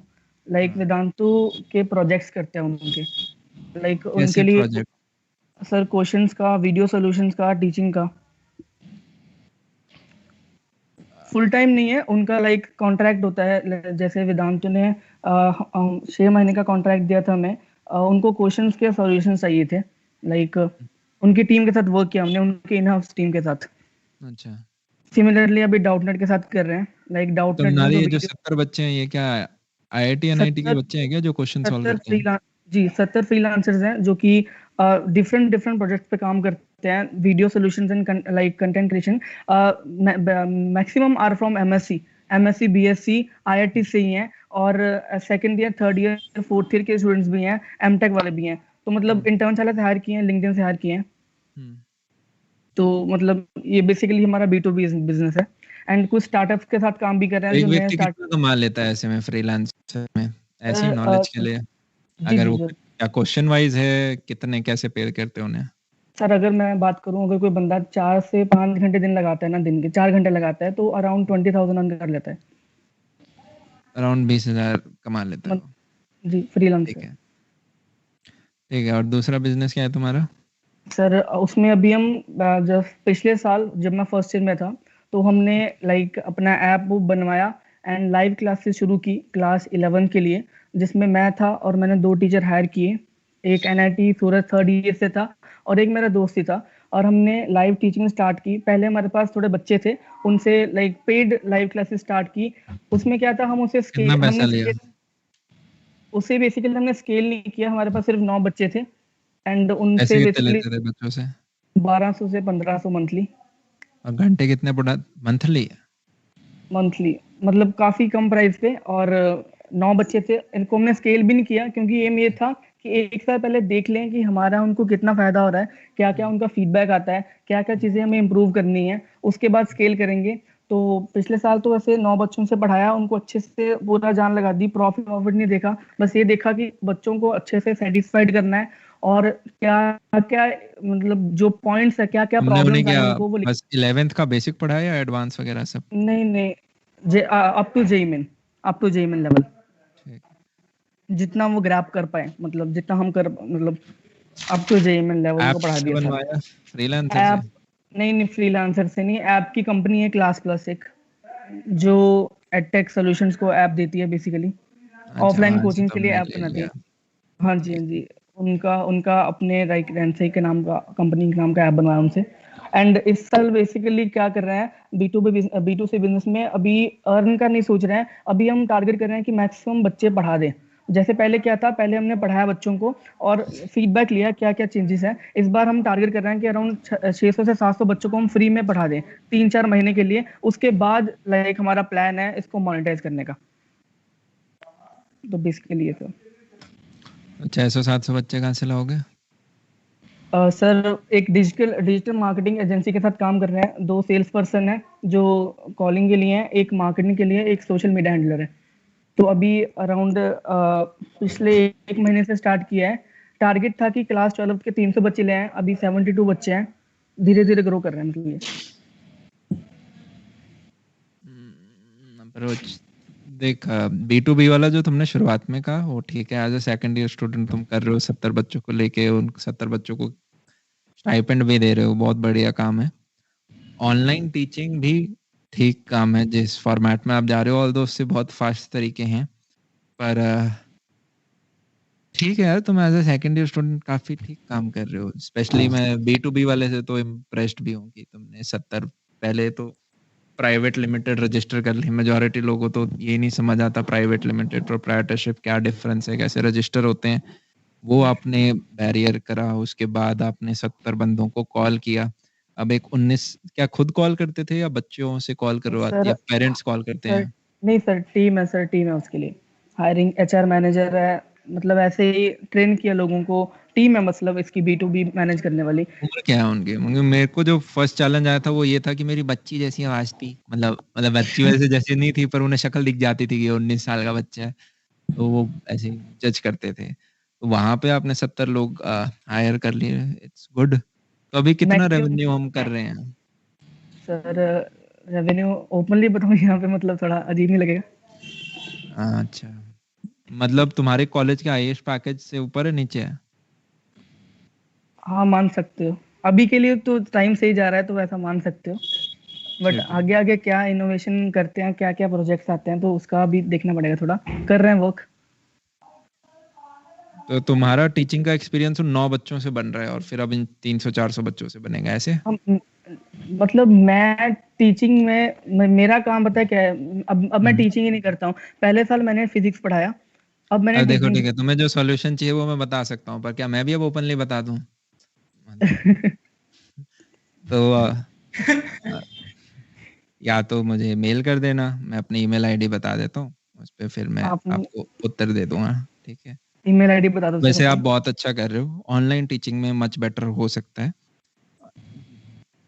इसमें सर हमारा main target tier 2 tier 3 cities ही हैं, तो इसलिए थोड़ा बिकॉज अगर हम डिजिटल मार्केटिंग में चाहे ना तो टायर इसमें यार 1 अपने 2 आप से के। हमेशा एक सवाल पूछना, बाकी एक बेसिक टिप, जब भी आप कुछ जी मार्केट में प्रोडक्ट लेके आओ, आप यूँ सोचो कि मैं कैसे बाकियों से थोड़ा बेहतर हूँ, मतलब मैं क्या यूनिक दे रहा हूँ।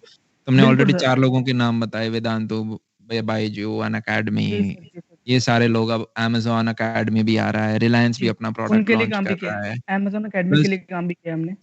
हाँ, वो सबको क्वेश्चन बैंक बनाना है जिससे कि डाउट सॉल्विंग ठीक हो जाए। जी अपना ML लगा के बच्चा डाउट की फ़ोटो भेजे, उन्हें दिख जाए, वो सब बनाना चाहते हैं। वो तो टेस्ट सीरीज पे काम कर रहे हैं, टेस्ट सीरीज पे Amazon अकेडमी वाले। तो आप मैं भूल गया यार मैं क्या पॉइंट बोल रहा था। आपको ये देखना है कि मैं मार्केट में अब 9 बच्चों को पढ़ा रहा हूँ, पर ये 9 को मैं कैसे बेहतर पढ़ा रहा हूँ या अलग मैं इन्हें क्या सर्विस प्रोवाइड कर पा रहा हूँ। अगर कुछ अलग नहीं है, तो बाकी प्लेयर्स को बीट करना थोड़ा मुश्किल हो जाता है। वही either you have to be the first और you have to be the best. ये अब बेस्ट यस तो यस। आपसे पहले 6 साल, 7 साल, 10 साल से लोग टेक में ऑलरेडी इतनी सारी फंडिंग लेके बैठे हैं। तो हो सकता है जी सर। आप मार्केट ग्रैब कर लोगे क्योंकि सारे बच्चों को कोई नहीं पकड़ पाया। आपने ही 2 बंदे बैठा के 70 बच्चे पकड़ लिए। ठीक है? क्योंकि सबके पास वो भी एज़ अ मार्केटिंग कैंपेन से ब्रांड नहीं पहुँच पाई हैं। तो हाँ, मार्केट इतना बड़ा है कि आप भी एक छोटी बाइट मार लोगे। पर एक मेजर प्लेयर बनने के लिए आपके पास कुछ यूनिक चीज़ें होनी चाहिए। तो वो यूनिक जी सर चीज़ें मैं मिसिंग हैं अभी बेसिकली ऑनलाइन टीचिंग में आपके इसमें जो है। नहीं आप सर इसमें 300 एक बच्चे तो कर लोगे, पर 300 के ऊपर भी मुश्किल है और वो 300 को रिटेन करना, उसके बाद फिर वर्ड ऑफ माउथ जैसे एक नॉर्मल इंस्टीट्यूट होता है, उस हिसाब से ही आप ग्रो कर सकते हो। हमारा हमारे में यूनिकनेस पर्सनल एक्स मेंटरशिप है। पर्सनल मेंटरशिप वो तो पूरा कोटा देता है। थोड़ा सा अजीब अलग अलग वे में लाइक हर एक स्टूडेंट के साथ एक मेंटर कनेक्टेड होगा और वो हफ्ते में उसे 2 बार कॉल करता है। ये तो एंड अनअकैडमी वेदांतो ने भी कर रखा है। ऑब्वियसली कर रखा होगा। तो धीरे धीरे Sorry to मतलब interrupt, but I think मतलब Gaurav, you can continue because there's a lot of people want to ask something. Uh, ठीक है धत्तरवाल तो अमन 97 इस पे तुम मेरे को भेज देना, या फिर अमन धत्तरवाल ऑफिशियल, उस पे पूरी टीम बैठती है, तो वो तो ठीक है पक्का सर। ईमेल रिप्लाई हो रहा होगा। Sure sir. Thank you sir. ठीक है। if someone else want to ask, I have given permission to some people. Sir इससे पहले कोई सवाल पूछे, मैं आपसे एक पूछना चाहता था कि जैसे अभी सर, हेलो, हाँ बताओ। ये सर जैसे अभी सर मेरे पास ये सवाल कई लोगों का है, तो एक कॉमन सवाल है। अभी जैसे मैंने आपसे बात की, मैंने आपको मेल किया कि सर आप सेशन लेने आइए हमारे कॉलेज में, तो सर सवाल ये है कि सर हम कॉर्पोरेट वर्ल्ड में अपने कनेक्शंस कैसे बना सकते हैं, how we can connect with better people. Simple, जैसे अगर तुम्हें सिर्फ जॉब ही चाहिए तो उसका सिंपल सा उपाय ये है कि होता क्या है, मान लो अगर मैं अमेज़न में काम करता हूँ या मैं माइक्रोसॉफ्ट में काम करता हूँ और मैं एक अच्छा व्यक्ति लाता हूँ इंटरव्यू के लिए, जिसे हम रेफरल बोलते हैं, कि मैंने एक अच्छे बंदे का रेफरल दे दिया और वो सिलेक्ट होता है, तो मेरे को भी मॉनेटरी बेनिफिट होता है। मेरे को 35, 50, 70 हज़ार रुपये फालतू मिलेंगे। आई गेस हर कंपनी में अलग अलग है, कहीं पे 10-15 हज़ार है, कहीं पे 35 है, कहीं पे 40-50 हज़ार है, फालतू मिलेंगे। तो ऐसे में रेफरल मैं उसी व्यक्ति का दूंगा जिसका रेज्यूमे बहुत स्ट्रांग होगा। और रेज्यूमे स्ट्रांग है वो कैसे पता चले? मैं बैठ के कोडिंग राउंड तो लूंगा नहीं आपके रेज्यूमे में कोड शेफ के अगर 4-5 सितारे हैं तो मतलब आप एक अच्छे कोडर हो। कोड फोर्सेस के अच्छे हैं तो अच्छे हो। जीसॉक आपने थोड़ा ओपन सोर्स में कंट्रीब्यूट कर रखा है तो मतलब हाँ, इस व्यक्ति को कुछ काम आता है। तो ये कुछ आपके मार्का आपको बाकियों से अलग कर सकते हैं।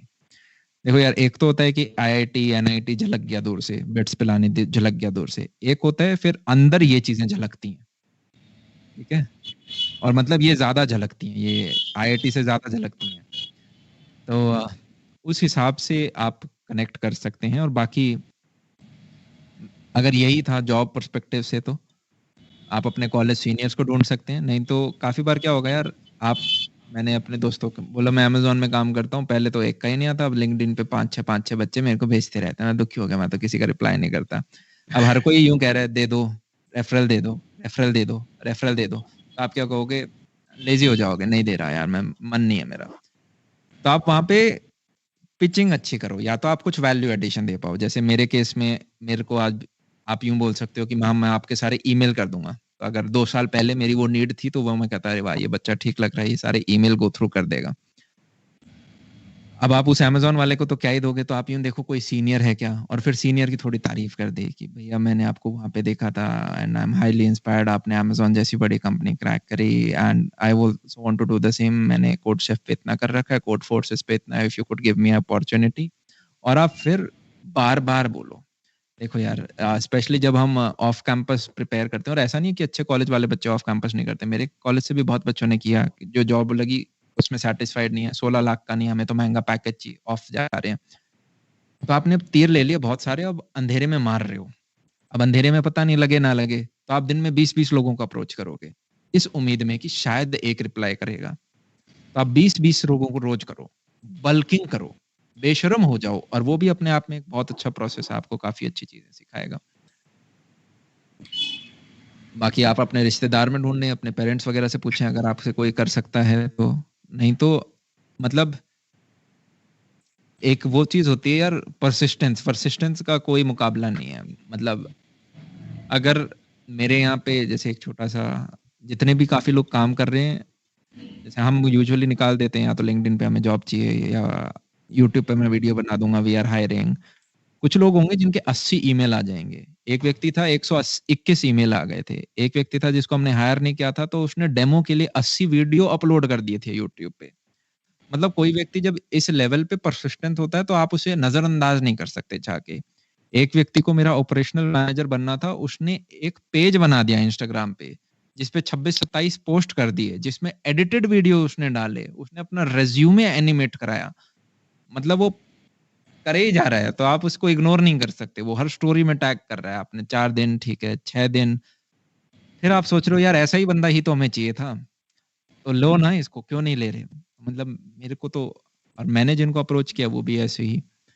तो हम तो काफी बार हमें कोई बंदा अच्छा लगता है उसको हम लिंक्डइन पे पर्सनली मेल करते हैं, और वहां पे भी आपका यूं रहता है 10 को आपने करा है तो 2-3 रिप्लाई, हम तो जॉब दे रहे हैं। काफी बच्चे खोलते ही नहीं है, मान लो हो सकता है उस बंदा लिंक्डइन ही यूज ना करता हो, किसी ने खोला देखा नहीं, किसी के पास ऑलरेडी जॉब चेंज करके आया वो लेना ना चाहता हो, तो वहां पे बल्किंग हेल्प करेगी आपको। एंड कुछ दें, मांगने से पहले कटोरा लेके ना जाएं, ये देखें कि आप क्या दें, और कुछ नहीं तो अच्छे शब्द ही दे दें एटलीस्ट।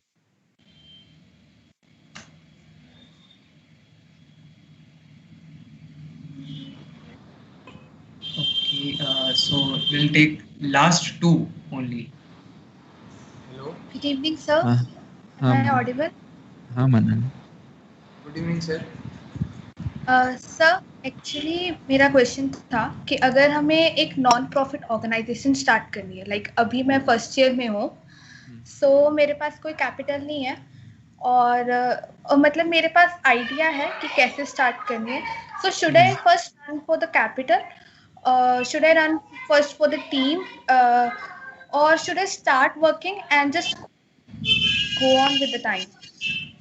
देखो यार, आप किसी पेन को दूर करना चाहते हो ऐसा मैं अज्यूम कर रहा हूँ। अब मान लो एक घर में आग लग रही है, मतलब मैं इसे रैंडम एग्जांपल से समझाने की कोशिश कर रहा हूँ। आपके आस पड़ोस में आपको लोग दिखाई नहीं दे रहे हैं, तो आप क्या करोगे? मिट्टी पकड़ के मिट्टी डाल दोगे? पानी होगा तो पानी डालने की कोशिश करोगे? खुद ही बाल्टी लोगे और कोशिश करोगे कि यार मैं खुद ही थोड़ा बहुत बुझा सकूं? आपके आस पड़ोस में पहले खुद भागो, अकेला अगर भाग सकते हो, जो मेरा पर्सनल एक्सपीरियंस है। बाकी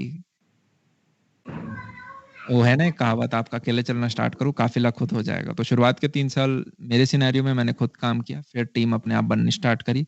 और हाँ, आपके पास कैपिटल होता है तो बहुत काम आसान हो जाते हैं, स्पेशली अगर आपको टीम बनानी है, क्योंकि वो हो सकता है आप जितना सेम इंटेंशन ना रखते हो। जैसे आप अपने बच्चे के लिए कुछ भी करोगे पर पड़ोसी वाले बच्चे के लिए आपसे ज्यादा फर्क नहीं पड़ता। सिमिलरली आप अपने एनजीओ अथवा कंपनी के लिए कुछ भी करोगे, पर आने वाले व्यक्ति जो दूसरे हैं, एम्प्लॉयज जो हैं, उनके लिए वो चीज उतनी मैटर नहीं करती। तो एक कंपनी में सबसे हार्ड वर्किंग बंदा एक फाउंडर होता है, मैं सबसे ज्यादा डेडिकेटेड आप जो बोलोगे। आपके पास कैपिटल होगा तो आप उस चीज को बहुत फास्ट तरीके से कर लोगे, ठीक है। तो अब वहां पे आती है क्रिएटिव थिंकिंग। तो कॉज तो मैं नहीं कह रहा, अगर आपको अपने पास खुद ही रखना है आप उसे रखें, पर आज का ब्रह्मास्त्र जो है, जो मैंने इस सेमिनार में बताया, उसके साथ समहाउ अगर आप इंटीग्रेट करके इस चीज को आगे करो और 2 से 3 साल खुद मेहनत करो उस चीज पे, तो आपके पास कैपिटल भी होगा, लोग भी होंगे, रीच भी होगी, और शायद आप बेटर कर पाए। पता नहीं अब मैं आंसर कर पाया है नहीं। Okay sir, thank you sir, Okay, last one wants to ask.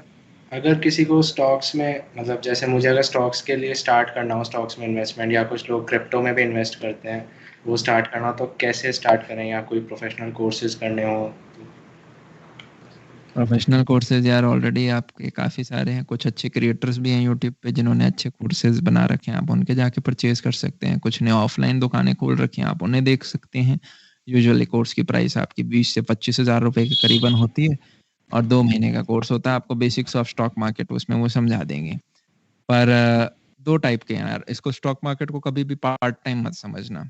या तो आप इसमें फुल टाइम ही घुसते हो as a full time job, जहाँ पे आप 10 से 12 घंटे इस चीज़ को दे रहे होगे, स्टडी कर रहे होगे इसके बारे में। अगर आप वो व्यक्ति हो कि मैं एक जॉब कर लूँ और जॉब के साथ मेरा स्टॉक में भी इन्वेस्टमेंट हो, तो जस्ट इन्वेस्ट इन द निफ्टीज।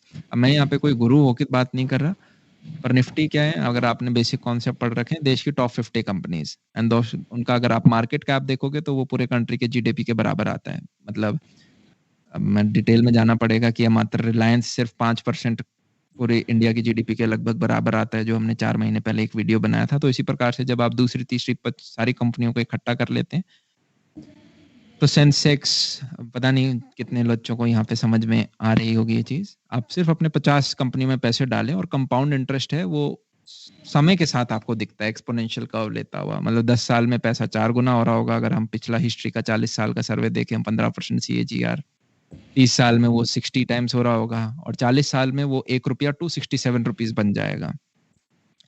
आपको वो है कि मेरे को तो फुल टाइम ही स्टॉक में जाना है, देन आप क्या कर सकते हैं, हाँ आप पहले यूट्यूब पे खुद थोड़ी रिसर्च कर सकते हो, फिर आप एक ऑनलाइन कोर्स ले सकते हो, फिर आप एज अ इंटर्न कहीं पे काम कर सकते हो किसी व्यक्ति के साथ, और धीरे धीरे आप चीजें शुरू कर सकते हो। बाकी मतलब स्टॉक में यार मैं भी पैसे डालता हूँ, पर मेरा मानना है स्टॉक से ज्यादा आज के दिन आप दूसरी जगह से पैसा कमा सकते हो। मतलब आप स्टॉक में पैसा ऐसे डालो जैसे बैंक में डालते हैं हम। आपने निफ्टी में अपने एक लमसम अमाउंट डाल दिया, सिप डाल दी, क्योंकि स्टॉक से पैसा कमाने के लिए आपको फुल टाइम व्यक्ति होना पड़ेगा। आज खरीद दिया कल बेच दिया, कल खरीद लिया आज बेच दिया, इतना समय तो है नहीं हमारे पास, हम तो दूसरे काम कर रहे हैं साथ में। तो मैं पैसा डालता हूँ और फिर मैं इस हिसाब से डालता हूँ कि मैं नहीं देखने वाला अगले 30 साल। या फिर आपको बेसिक नॉलेज होगी, तो जैसे कोरोना के टाइम में एकदम डिप आया था, तो डिप के वक्त सबके अंदर फियर आया, सबने अपने बेचने स्टार्ट करे, वो डिप आया, डिप पे हमने सबसे बड़ा खरीदा, मतलब मेरे पे जितना कैपिटल था मैंने एक हैवी पोर्शन उसमें से खरीद लिया, क्योंकि पता था मार्केट को वापस स्टेबल तो होना है ही। एकदम से जो डिप आई ऐसे तो क्रैश हो नहीं जाएगा, वो स्टेबल हुआ और वहां पे एकदम से काफी अच्छा मेरे को कैपिटल का बेनिफिट हुआ। तो इस तरह के आपके पास बेसिक नॉलेज होगी तो आप मौके ग्रैब कर लेंगे। ये 10 साल में ऐसा एक मौका आया था, 2008 में आया था, फिर अब आपका 2020 में आया है कोरोना के टाइम में। इस प्रकार से आपने वो one in a moon moment grab कर लिए, बाकी आप अपना एक सिप चलाते रहे बेसिक। नहीं तो आपको फुल टाइम जाना है तो किसी से आप ट्रेन हो, अच्छे से कोर्स वोर्स लो 2-3 महीने, जाओ इंटर्न करो। अब रिपीट कर रहा हूँ मैं अपने आप को। That's it. Thank you. Okay, that's okay. So, Anviya, thank you so much from every student जो भी यहाँ पे प्रेजेंट थे। आपने काफी नॉलेजेबल चीजें बताई। मैंने वही चीज बोली, आपको ऑलरेडी 80-85 पता होंगी, 10% नहीं होंगी। बस रिपीट करके आई होप यार आप सब अपना लाइफ में बहुत बढ़िया करो। एंड थैंक यू आप सब लोगों ने यहाँ पे इतनी देर सुना और बहुत अच्छा लगा। काश हम फेस टू फेस मिलते और भी बड़ा मजा आता मुझे। और आज आप अपने निकरों में बैठे होगे, पर आपके हाथ में है 4 साल बाद अपनी डेस्टिनी को बदलना, राइट। बिल गेट्स ने एक चीज सही बोली थी, आप गरीब घर में पैदा हो सकते हो, आपके पिताजी के पास स्प्लेंडर या वैगनर हो सकती है, पर आपके ऊपर है आप BMW लेना चाहो या नहीं। दोबारा फाइनेंशियल एग्जांपल, क्योंकि वो समझ में जल्दी आता है। तो इसी के साथ जनाब आज का सेशन समाप्त करते हैं। Dream big, start today and don't stop. Bye bye, take care. So, sir, just from behalf of NITJ, I'll just want to present you the certificate of appreciation. अभी थोड़ा सा। अरे वाह, थैंक यू यार, thank you. क्या कर सकते थे, ऑनलाइन प्रेजेंट करना मुझे बड़ा awkward सा लगा। अरे नहीं यार, modern world, modern problem, modern solutions. Yes sir, और मैं सभी को रिक्वेस्ट करूंगा यार, MS Teams को इमोजी कर लो यार, एप्रिसिएशन वाला भी। अरे और थैंक यू, बहुत अच्छा लगा यार। And take care, C ya, bye bye. ये आप मुझे ईमेल कर देना, मैं अपने एंड से प्रिंट निकाल लूंगा, इसका रखूंगा कि NIT भी कहते हैं। Bye bye, see ya, bye bye sir.